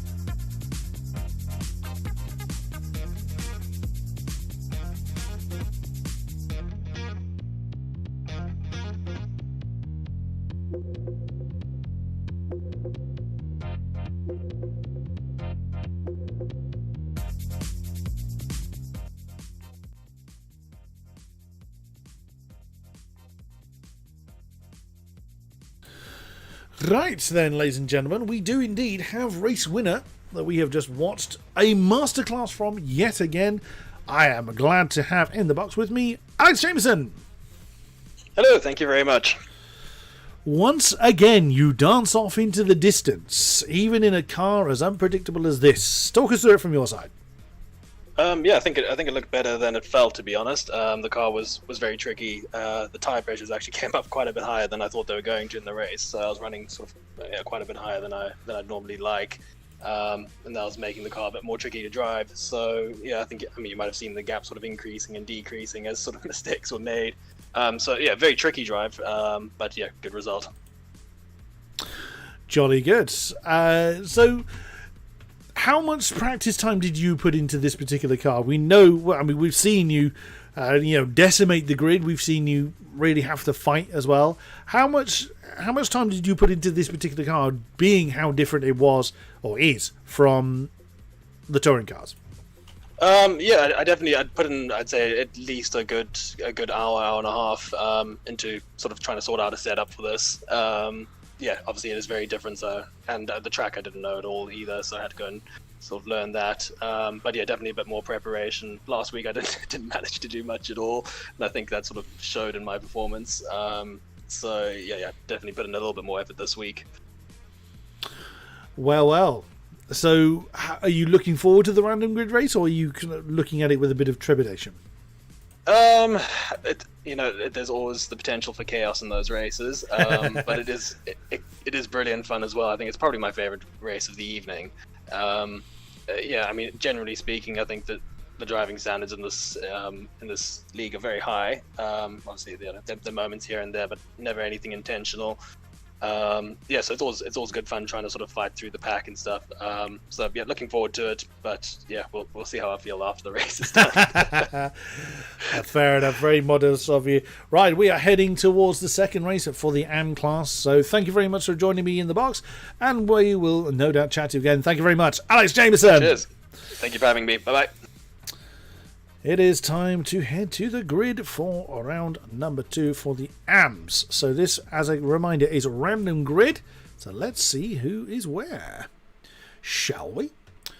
It's Kev Straw on the front row with race winner, no less, Colin Dunn. As remember, it is random. So they do not have any input on where they start. And we're already straight into it. So let's have a quick rundown. Mark Holmes 3, Matt Webb 4, Simon... Morty, just literally running through the list to get through them all. Chris Callahan on the back. Oh, Chris has had a good start. Someone's actually stationary. Oh my goodness, it's Simon Adams. I did it again. Simon Williams has had a bad start, but look, it's had a stonking start from the third row, I think it was. Is Matt Webb. Great effort there. Kev Straw 2. Sean Morton in 3, and on the inside, again with a bad start, is Colin Dunn. Goodness me, although he's started to make up for lost ground. Simon is now running. What on earth happened to you? He's running very slowly for some reason. Problem already for Simon Williams. My goodness. But up front, Webb leads, Straw leads, Dunn leads Morton. Oh no, that's too much on the tail for Simon Webb. He's just about going to return to the racing line. No, wrong one. Oh, but Matt Webb still hasn't got that car under control. Looks like Kev Straw's going to retake the lead. I think Matt Webb knew that one was going to be done. He didn't. Oh, no, we've lost Simon Williams already. That's a shame. But into Stowe. Once again, bollards are flying. As we watch from Colin Dunn's car, Matt Webb trying to regain the lead. Right behind, Chris Callahan, starting from last, working his way through stationary cars, did make a little bit of an impact, is chasing Adam Davies. Great effort there. Behind him, Mark Holmes. Behind him, Adam Bent and Sean Morton continue their battle for wooden spoon avoidance. Although you can argue that's going to be inherited by Simon Williams. Look at this. Well, we can go on board, but the steering wheel animation isn't always working. It is in the case of Colin Dunn.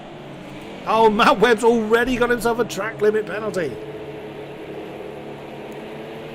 Working their way through the Woodcut chicane. Colin Dunn's got a lovely line. He's got the momentum on Matt Webb. That's surely going to be second position for Colin Dunn coming into Copse. Oh, down through the gears, but no, Matt Webb's maintained the momentum around the outside and hung on to second place.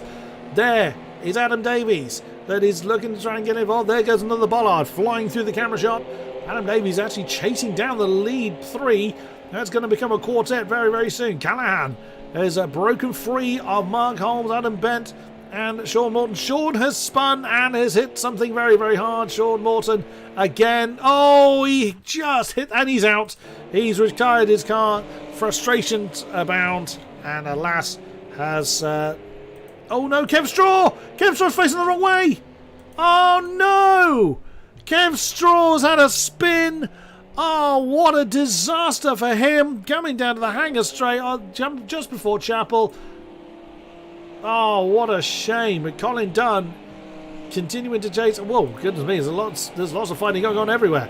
On the body of Adam Bent, as he's got a great view of Matt Webb, who's taken an unusual line through, I think, a Stowe. Yes, it is. As he is chasing after Mark Holmes, first for 4th.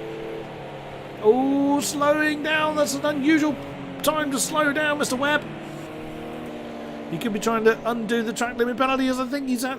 As again, another unusual line. There's more bollards go flying off of Club. And Callahan is now on the back of...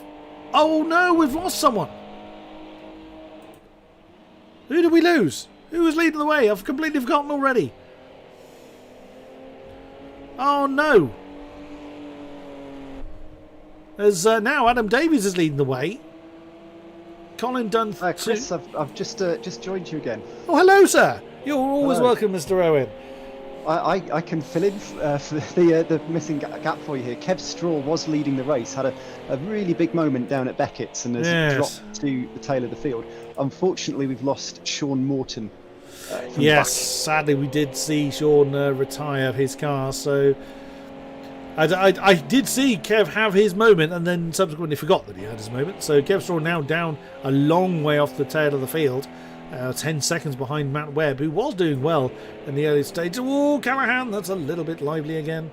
But look at this. Colin Dunn is actually not up into the lead yet. He's on the back of Adam Davies. So and we'll see how well. But then its fastest sector times is being lit up by Colin's name at the moment. But then, you know, Adam Davies did get fastest sector 3 last time around. So Adam's got some pace in this car, it would seem. Let's see how well he can fend off the mighty Colin Dunn. Mark's on the back. Actually, Adam Bent's gone up into 4th position. So Adam's got ahead of Mark Holmes. Oops, as Mark has wandered off the road. That was more keep it out of the wall, which he has managed to do. Adam Bent ahead, Matt Webb behind. A great 3-way fight going on there. And as I've looked away, Colin Dunn has gotten up into the lead ahead of Adam Davies with fastest sector 1 and sector 2 as well. So Colin Dunn doing his usual thing. There's Callahan that's not far behind either. So bit of a chaotic start, but now settling down into a rhythm. How did you find your previous race, Mr. Owen? Well, at Beckett's I managed to just get a little tap. Oh, big problem for Adam Bent. Way too hot into the tyres. And, well, that's an unusual pit lane entrance, but I suppose you're there, make use of it. I was going to say, I got a little tap into Beckett's, which sent me wide. Oh, no. And down to last place. So the rest of the... Callahan's off. Callahan. Yes, I saw he was getting a bit close to Adam Davies, but he's gone off and bounced off the wall. Yeah, the rest of the race was great fun coming back up through the order. I don't know where on earth I finished with all the penalties that were pinging around, but it was a good fun race. Well, there were some interesting penalties, which I'm sure the adjudicators are going to have a look at. Some 40-second penalties sprang out of nowhere. So we will have a look at that. But Colin Dunn now is 5 seconds to the good after everything going on. Only 7 cars remaining in the race. So we've lost 2 from the AM contingent. I think Mr. Garside opted not to return. He did appear in chat saying that it was a bit too much to handle without any practice, and I can't really blame him. It is a difficult car to handle the best of times. As Adam has now got himself on the penalty board, 2 for Adam, 2 for Mark Holmes, and 4 for Matt Webb, who we are looking at the moment, chasing aforementioned Mark Holmes for 4th place. He's going to have to clear him by quite a way to retain it. Kev Straw is 22 seconds behind here. Oh dear, not a great day for our pole sitter. But Colin Dunn doing, showing the world once again. It wasn't a fluke. It was, genuine pace. Just trying to remember what he was. I think he's just set his personal best again. I think it was 47.6. I think was his best last time around. I think. How good's your memory, Toby? Not that good. But he's just done a 46.8, so it's Oh, immaterial. what a great lap then from Colin Dunn. Matt Webb still on the back of Mark Holmes as well, as we've got half the race to go. So even with the first race, these cars are proving even more difficult for our AM contingent. Well, the random grid race does tend to spice up the action somewhat, and it hasn't disappointed once again. Have you had any feedback from our drivers so far? In terms of how this car thoughts towards this particular combination, anything like that? Well, a lot of people, they're not only unfamiliar with the car, but they're unfamiliar with the track, because of course it's not one that tends to feature in racing games. So a lot of people have had to learn the car and the track, which has obviously made it quite a steep learning curve. So, I mean, they've known about this event since the start of the season, but even myself, I've only started practicing this week, as I suspect a lot of people have. So, Indeed, it is a steep learning curve. Very much so. But yeah, some people would have used, like yourself, you were mentioning in the first race, that you've used some, or you've had some experience from the Mazdas that helped a little bit with how you slide these cars, as Callahan has taken second position. How many of not all of our contingent are real life racers, as Adam Davies is going to have a crack back at Callahan. No, get off the grass. Hey, you well held. These things slide around very, very badly. Staying very much to the inside. It's an unusual line, unless you're going in the pits. Nope. He's opted to return to the racing line now. So, not everybody has real life racing experience. Some of them are sim racers, but is anybody else that you can think of off the top of your head using real life racing experience to help them? Well, interestingly enough, that's a fantastic debut from Aaron Large. What a great effort that was. In the pro race, is another Mazda driver in real life, so putting me to is he doing a much better job than I did, but I can imagine the MX-5 experience did help him with the handling of these cars. So have you raced Aaron in real life? No. It's different series. Mazda MX-5s race all over the place. I see. Well, yeah, didn't he just have an absolute stormer? We look forward to that one when the pros rejoin the track, as we have less than 5 minutes to go. Looks like Mark Holmes has the... That's brave to chuck the tail that hard, and that's why it's brave.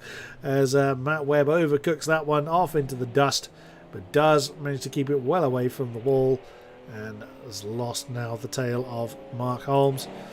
Callahan is having a great old scrap with Adam Davies. Whoops! And the tail gets a bit lively. Now 15 seconds! Colin Dunn is just unstoppable. On to what I think is a great audition for the pro class next year, isn't it? Well, yes. I think you would quite happily... Well, he's been leading the championship up until this man, Mr. Callahan, overtook him by 2 points, but I suspect that's going to be the other way around after the points are tallied up after this week. Oh, Callahan, I thought you were a tad late on the brakes there, but no, does keep it under control. So he sweeps through the wicket chicane once again. Either Collins made a huge mistake somewhere, or the timing was slightly misleading, as suddenly he's lost 5 seconds. Although he has made a mistake somewhere, he has lost 3 of those seconds. So even the great Colin can make a mistake. But as you will attest to, Toby, mistakes are very easy to come by in these things. Yes. I think the pros made more mistakes than the AMs actually in our race. It did seem so, didn't it? the AMs were... I mean, that could be partly because there's less AMs. Just saying that Kev Straw has now added his name to the penalty count with a single second for him. It was a huge incident. I don't know if you were around it at the time, with Nick Bailey getting punched in the face by someone who just touched the grass on the exit of the Abbey Curve. And I drove through the smoke, actually. I was approaching the corner. I thought you were nearby. The brakes on these things aren't brilliant, so I started braking, but there was no way I was going to slow down in time to avoid whatever incident there was. So I just sort of prayed that there was a way through the smoke, and fortunately there was. I think I made up 4 or 5 places in that. Absolutely. Mark Holmes has just added a penalty to his name. 3 seconds for him now.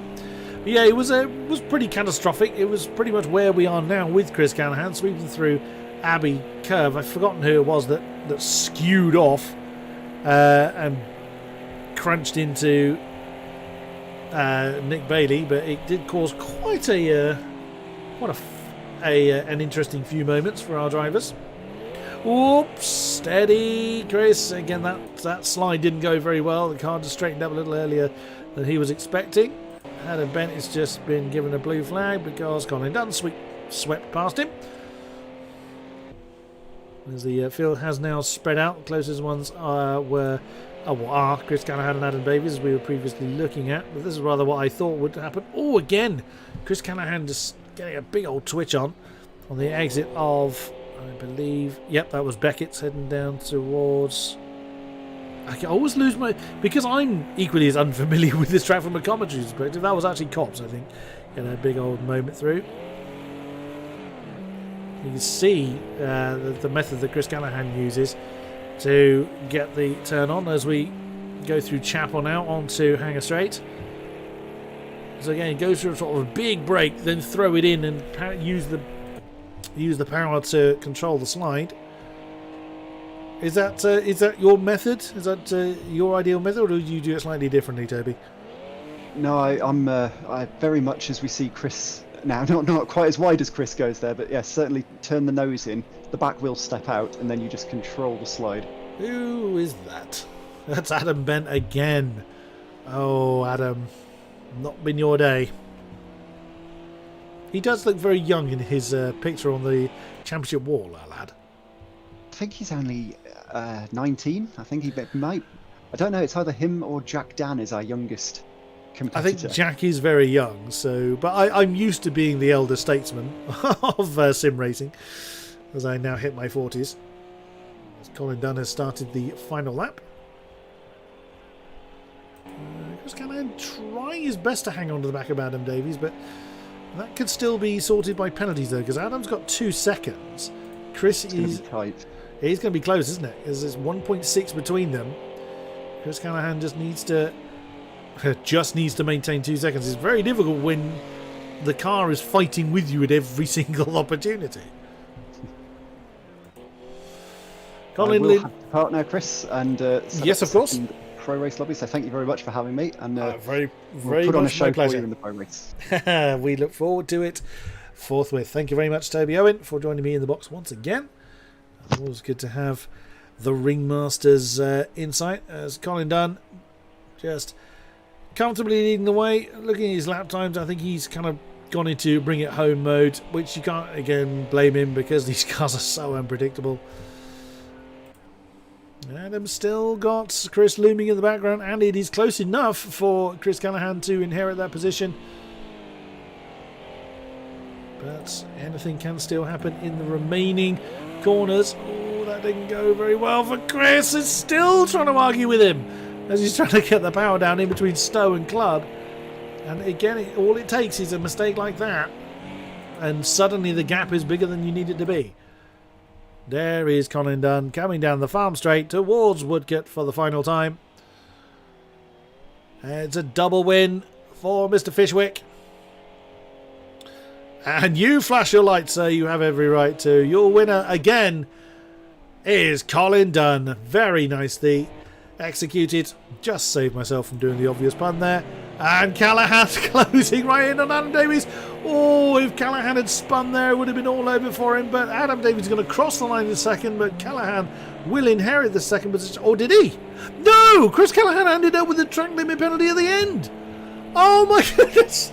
That just shows you never give up. So Chris Callahan, with his own 4-second track limit penalty, has denied him the second place. Well. Oh dear, that's gone horribly wrong for Mark Holmes. He's also inherited a track limit penalty in the dying stages of the race. So 4th for him. Matt Webb very cautiously through the chicane for him to come home in 5th position. Kev Straw starting well, but unfortunately issues early on dropped him through the field. Adam in a very rearranged car. Oh no! In the final turns, has sadly gone onto the grass. He's going to come over the line backwards. Well, he'll be setting fire to his car after the race is done. And here comes Kev Straw to finish the lineup then, as the pro drivers will be called to arms. And over the line for Kev Straw, and well, we didn't quite see it, but he would have detonated Adam Bent's car. So there it is then, confirmation that Colin Dunn, with the fastest lap as well, the only one into the 46s, takes the win for the second AM race. We still have the second pro race to come. Adam Davies in second, Chris Callaghan third, Mark Holmes fourth, Matt Webb fifth, Kev Straw in sixth, Adam Bent in seventh, and sadly we lost Sean Morton at the beginning of the race, along with Simon Adams. Sadly disappeared from the lineup early on. That cough tells me we have two in the box with me. I am very grateful to be joined by the warring pair from our second and third. We have got Adam Davies and Chris Callaghan. Hello, gentlemen. Hello. Oh, Chris, you're a little quiet. Let's turn your volume up here a little bit. Right, let's have a chat with Mr. Sienna Viper. Hello, Adam Davies. Hello. Well, you had a lot of your rear view mirror filled with Mr. Callaghan. That must have felt quite. You must have felt quite pressured in that. Talk us through it. Yeah, it was a bit of a repeat of race one. Colin way out in front, and me and Chris had a good battle all the way through race one. I thought he'd just got me. I had a 2-second penalty, and he was constantly within that 2 seconds, but he managed to pick up a penalty on the last corner, so I kept my second. I will say, Chris, you caught me as well, because I thought you managed it, and then right at the last, that penalty nailed you. Yeah, 4 seconds. I just had a glimpse at the penalty. I should have just kept focus, and I just had a glimpse and ran wide. You're not the only one. I've done it myself. You just. Do I lift or stick with it? Stuck with it, expecting maybe a 2-second penalty, and it gave me a 4. I thought, okay. Well, the adjudicators are there if you wish to raise that one. But so talk us through it from your side. You've been in the wheel tracks of Adam. You were doing a kind of punch and counter punch thing going on. You were passing and repassing. Was the second spot on the podium, in your grasp? Do you feel, or did you kind of go into bring it home? Obviously on the penalty thing we were talking about as well. What was your mindset going through this? At certain points I thought, I could probably finish second, but I just seemed to drop off after maybe lap 4, lap 5, and I think, right, just bring it home. If the guys in front make mistakes, brilliant, that's a bonus, but just bring it home, because the gap behind me was like 20-odd seconds, so it just wasn't worth risking it too much. Fair play. Were either of you able to bring any real-life racing experience to this? No, not at all. Not for me. No. It was something me and Toby Owen were talking about. He's used to racing the Mazdas, which has a similar kind of sliding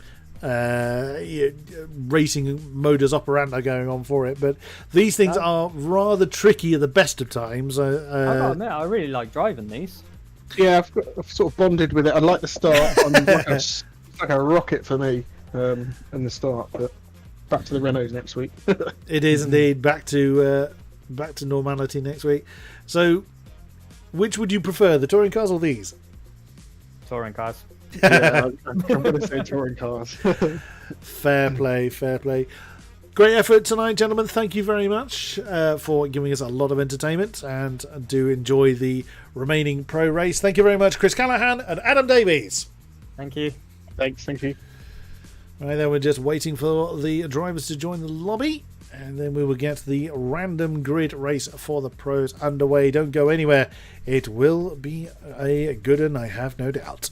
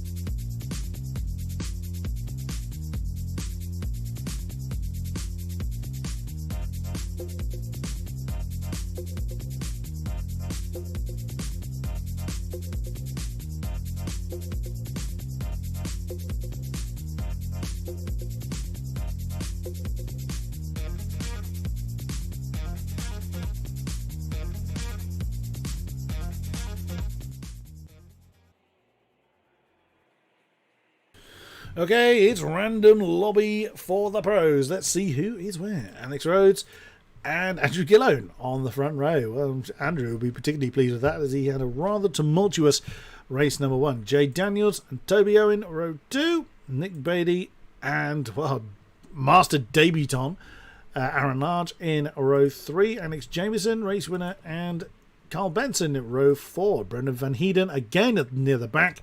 McCreary Williams in row 5 and Jack Dan at the tail of the field. Okay. Well, this ought to be interesting. I have no doubt whatsoever. Let's see then who is going to come out on top in our final race of the evening. 1 more minute for our drivers to make any alterations, load in their race setups, whatever they need to do. It is time to get this final race underway. 15 minutes of chaos and pandemonium doth await our pro contingent.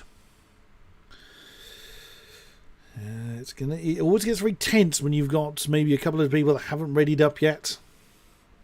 It's also a bit of a worry because if they don't ready up, they automatically get disqualified.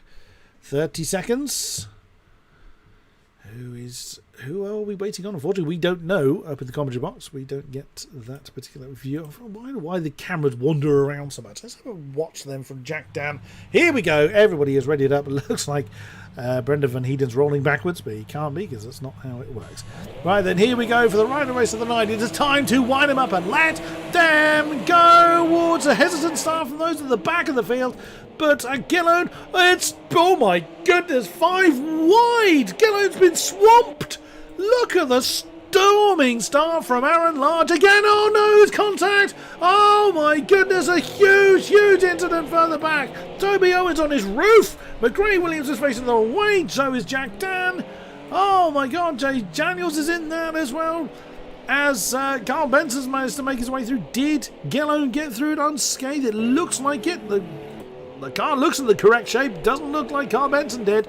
Oh my day. So it's the top 5 and the back 6. At the moment, Brendan Van Heeden has finally had some luck. He got through all that lot unscathed. Then it's the 2 Alexes right ahead of him. Jameson and Rhodes. Jameson's on the outside. He's a slightly darker car. Rhodes is on the inside. Then it is up front Nick Bailey and Aaron Large. Aaron leads, Bailey leads, Jameson leads, Rhodes leads, Van Heeden.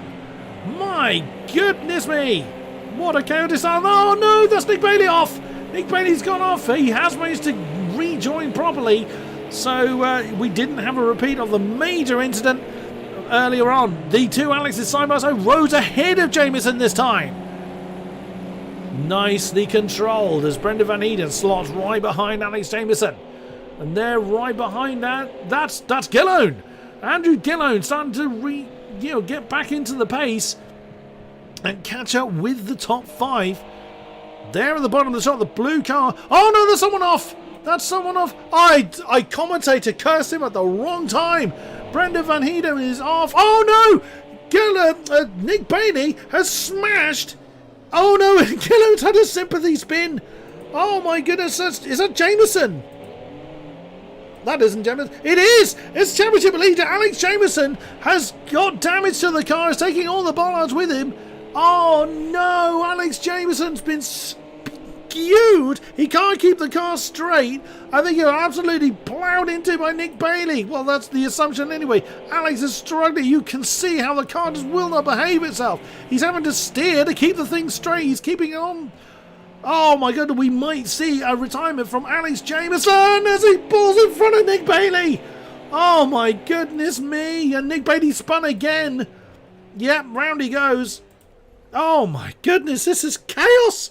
I did say it was going to be chaos, Nanny. It was not what I was expecting. But Alex Rhodes is chasing off after debutant Aaron Large for the lead. Jay Daniels up into third. Carl Benson fourth. He's got some damage to his car. Jack Dan fifth. He's pretty rapid on his day. Andrew Gillone has won races in this series before, has somehow gone through all the chaos unscathed. 13 seconds off the lead, but if anybody can close that down, he certainly can. McRae Williams has come through unscathed as well. Great effort there as Toby Owen, having been upside down, is crawling into the pits. Oh, and a crawling Brendan Van Heeden, Nick Bailey, and a crabbing Alex Jameson. Look at the state of that. He cannot get the car to behave itself. He's still wrestling on. I admire your determination, Mr. Jameson, but that is a very wounded car. Oh, as we've looked away, unbelievably, that's Large. He's made a mistake and now down into 5th position. Jack down right ahead of him. So Aaron Large has made a huge mistake somewhere. There we go with a 2-minute lap. There's Gillone. That's rather minding his own business. Jack down being passed by Aaron Large.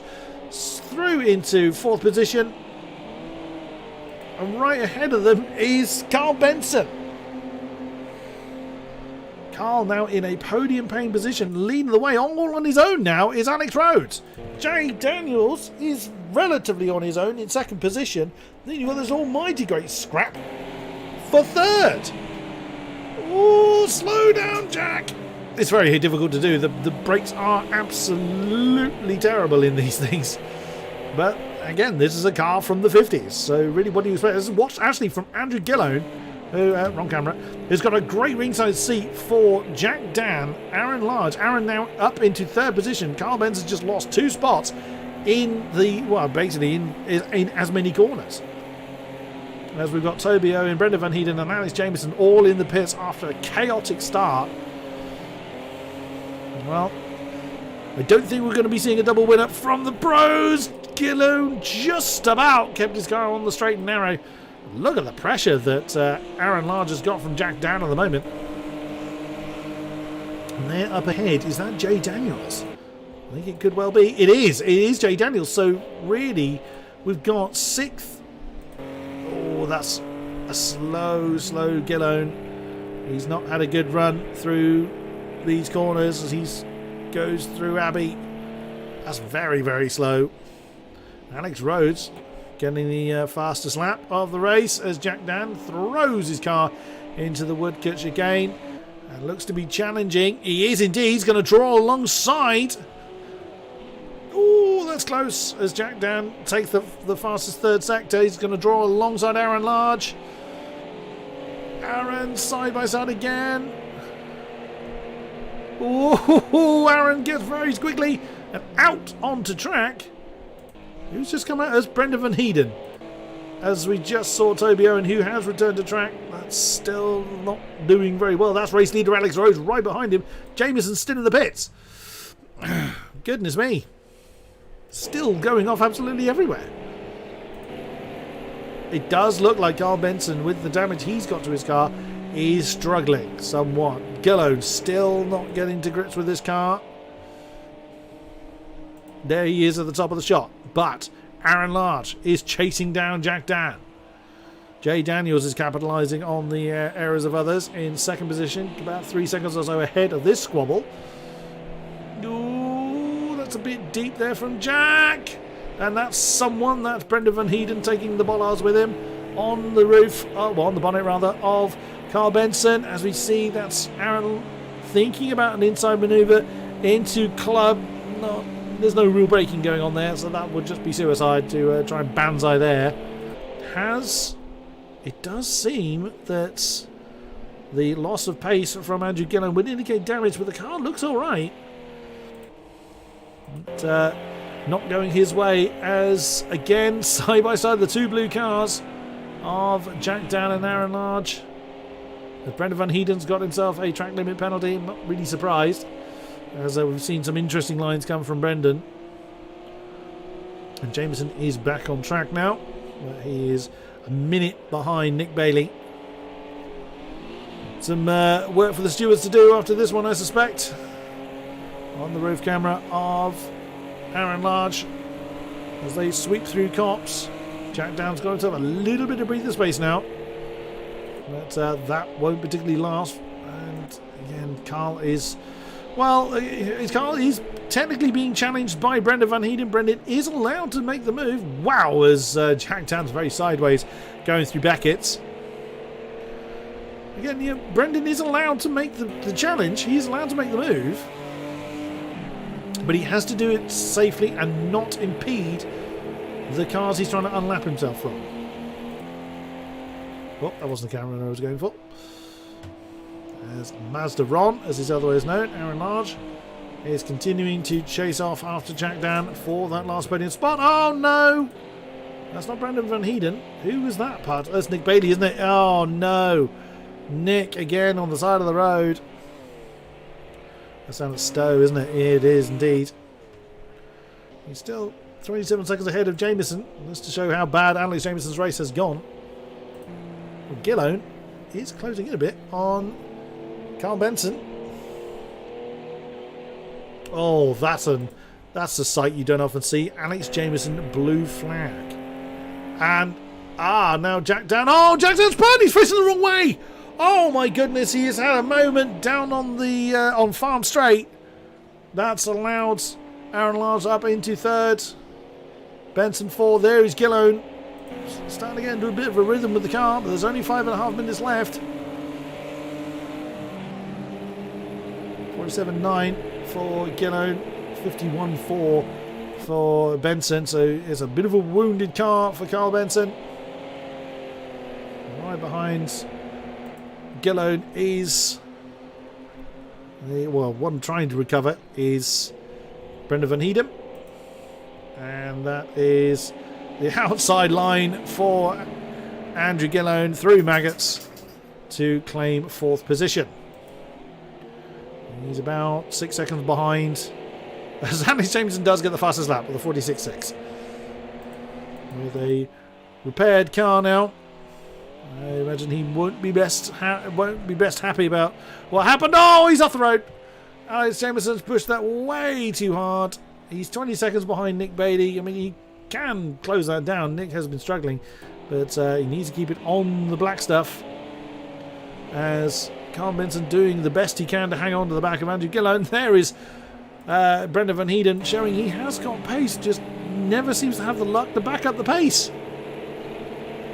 That's what it looks like from his... and Alex Jameson with a penalty. I'm not surprised with how far off the road he was. So 2 seconds for Gillone, 3 for Bailey, 2 for Jameson, 2 for Owen, and 5 for Brendan Van Heeden at the moment. But Alex Rhodes... Well, we're used to seeing the ALE abbreviation on the top of the tree, but it is not, I mean no disrespect to Alex Rhodes at all, but this time it belongs to him. Jay Daniels in second is also utilising the mistakes of others to his best advantage, and why not? As goodness me, the track limit penalties are coming thick and fast. 8 seconds now for Brendan Van Heeden, and Jack Dan has added his name to the penalty board. 4 seconds for him. Goodness me.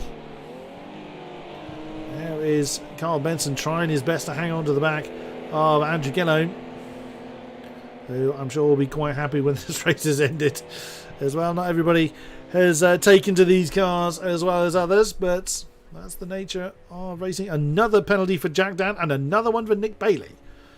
Nick, what are you doing? Well, that's what he's doing. He's spinning just as we look at him. Nick Bailey clocking up 5 seconds now. What's Jack on to? Jack is on to 6. Well, oh dear, oh dear. Jameson now a minute and a half behind Nick Bailey, so there must be another lap in there. Nope, the timing screen was completely wrong. I didn't think it was that big. 9 seconds between Alex Jameson and Nick Bailey. Alex Rhodes just minding his own business out front, keeping his name off the penalty board. Same with Jay Daniels. 9 seconds behind Alex, but 1.6 ahead of the recovering Aaron Large. He could well do a double second. He's had great pace, 47.3. That's very much leader's pace. So he looks set to challenge Jay Daniels for that second podium spot. That at the bottom of the shot is Toby Owen, who has caught up in the early fracas of this race, but some good pace on the board now. But he's a minute behind Alex Jameson for 9th place, so he's unlikely to be improving from there. Oh, I've gone and cursed people. 1 second for Rhodes, 3 for Daniels, 4 for... And that's going to be a challenge, actually, for Aaron Large. He's got 4 seconds on the board. Jay Daniels with 3. The only people that don't have a penalty are McRae Williams and Carl Benson. Goodness me. 41 seconds now for Brendan Van Heeden. I think he's beyond caring now, as he's 20 seconds on track behind Toby Owen. I think there's more damage on that car than the last time we looked at it, and round he goes. That's not going to work for him, as Jack Dan has earned himself a whole flurry of penalties. 52 seconds for him now. And that's why he's completely binned it in the final chicane. Penalties will be examined. And that's a very unhappy looking car. Again, if we go on board, he's having to steer to keep it straight. So he's gone absolutely through the tyres. And that is, oh, what a shame. It was a good position he was looking at as well. As, look at this, it's Aaron Large and Jay Daniels getting very, very close together for 2nd position. A great battle for Booming there. So penalty reminder, 3 seconds for Jay Daniels and 4 for Aaron Large. So Aaron's got to clear Jay Daniels by a second before he crosses the line for the final time. Where is Alex Rhodes? He will beat the flag from there. So penultimate lap then for these guys. That's not what Jay Daniels would want to hear. As Brendan Van Heeden's moved up to... we have lost Jack Dan. Jack Dan has retired his car. That's a shame, but it all undid itself really from that big issue he had right here in the final chicane. Oh, it's not gone well for Aaron Large, as they are now on the final lap. All of them lapping in the 47s. Look at that. 47 flat for Alex Rhodes. 47.5 for Jay Daniels. 47.1 for Aaron Large. He's going to get the inside line at Cops, is he? Oh, that's really wide for Daniels. They're side by side. You can hear Aaron Large's car, but yep, he's just moved up to 2nd as Aaron, but the inside line through Maggots is going to be on Jay Daniels. They're still side by side, and no, the move is done. Oh, lovely slide there from Toby Owen. Another track limit penalty for Brendan Van Heeden. So Jay Daniels needs to stay within a second of Aaron Large, which is very difficult judging on Aaron's pace. That's the challenge for Jay Daniels, unless, like you had with Chris Callahan in the previous race, the penalties change in the final corner.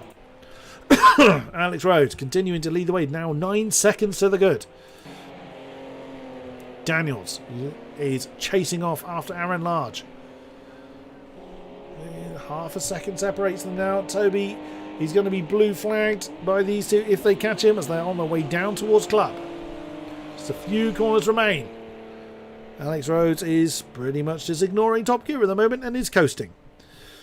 Flash of the lights, yep, we saw you, Mr. Rhodes. And Jay Daniels has fallen outside of that second. It's still a second gap, it is, at that rate. Toby Owen, and Alex Rhodes has now got himself a mass load of penalty from the lead as well. 7 seconds for Alex Rhodes, but he's 9 seconds to the good. Your winner in this second race for the pros is Alex Rhodes, as he's made a big mistake in that final sector. It won't matter. Is Aaron Large is coming along with a 46.4 fastest lap in that last lap. Jay Daniels had no answer. He comes across the line in 3rd. There is Andrew Gillone. He will cross the line in 4th, also being caught up in earlier incidents. Well, I wonder whether Carl Benson will be happy about that 5th position in a damaged car. Craig Williams are distant. It's very distant. It's a minute apparently separating them. Goodness, well, it's not apparently, it is a minute that separates them. Struth. There is the charging Alex Jameson. Wow. Goodness me. Does Jameson regain that fastest lap? We'll see. That's another point to Aaron Large if he doesn't. Answer is no. The fastest lap remains, not by much, but 0.3 of a second from that last lap. So Jameson is over the line. There's Nick Bailey. He may well be under the eye of the scrutineers afterwards. Toby Owen's already crossed the line. Brendan Van Heeden is he's got many penalties. He'll still be racing next week. I think McRae Williams is the last one to cross the line on track, or on the lead lap I should say, as Brendan Van Heeden crosses the line. Here comes McRae very gingerly through that last chicane. And that is the last car of the night. Goodness, what a crazy, crazy way to finish the race. So it's Alex Rhodes this time that takes top honours with, again, a masterful debut from Aaron Large with the fastest lap as well. In second, Jay Daniels third, Andrew Gillone 4, Carl Benson 5th, McRae Williams 6th, Alex Jameson 7th, Nick Beatty 8th, Toby Owen 9, Brendan Van Heeden in 10th. We lost Jack Dan after that monumental 52-second penalty he had incurred. And that is it, ladies and gentlemen. That is the end of tonight's festivities. An absolutely incredible racing. But before we head off for the night, we do have one final interview to perform. I am very happy to be joined by our amazing debutant, Mr. Large. How you doing? Well, yeah, that was interesting. What a way to make a name for yourself, sir. How are you feeling after that? That was a good recovery, I felt. That was really hard work. I sort of said within the chat, within the race, I can't deal with the pressure. And as soon as I said that, I'm off. So, yeah, fair play. Alex he's super quick. He's really quick. But no, it's a really good race. Everyone's super friendly. I'm really enjoying this, actually. So, yeah, thanks for having me. Oh, well, our pleasure. Absolutely our pleasure. What were your aspirations kind of coming into this? So you're from, as Toby explained to us earlier, you're from the MX-5 scene. Yeah, sure. In club racing terms. Did you have any kind of thoughts coming into this? No, I mean, I've been trying to get in with a few guys. I've got all the gear, like not professional gear, obviously, but it's enough to come in and join and have fun. Look, but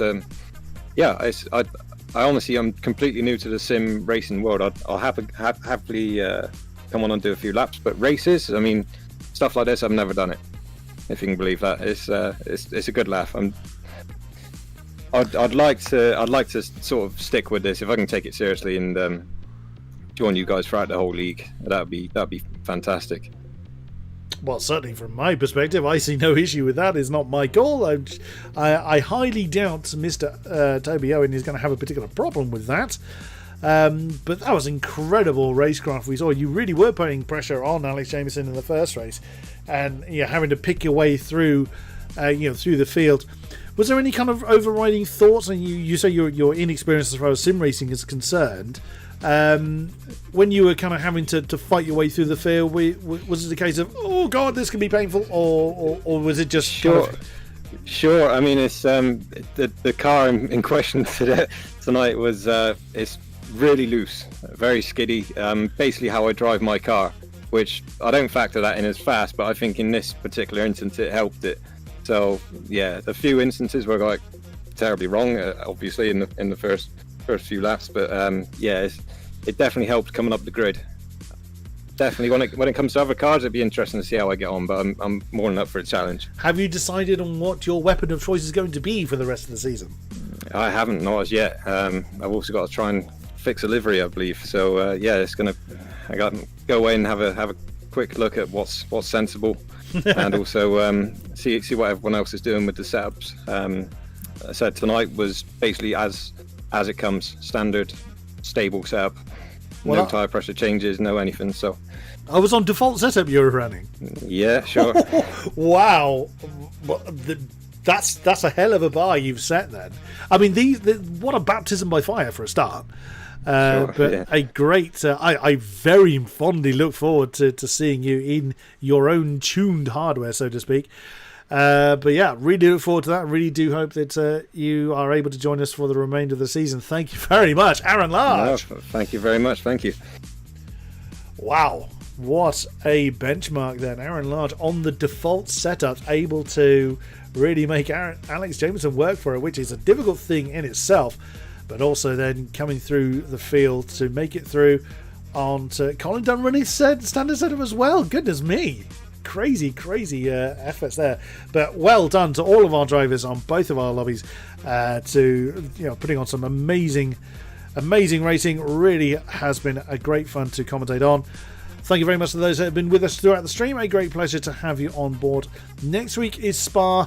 Unfortunately, like I said, I'm not available to do it live. If we can find someone to step in for me to do it live, we will get a live show done. Otherwise, we will have to see what other arrangements can be made. But rest assured, it's going to be amazing either way. Thank you very much, and we will see you next time. Until then, thank you very much, and good night.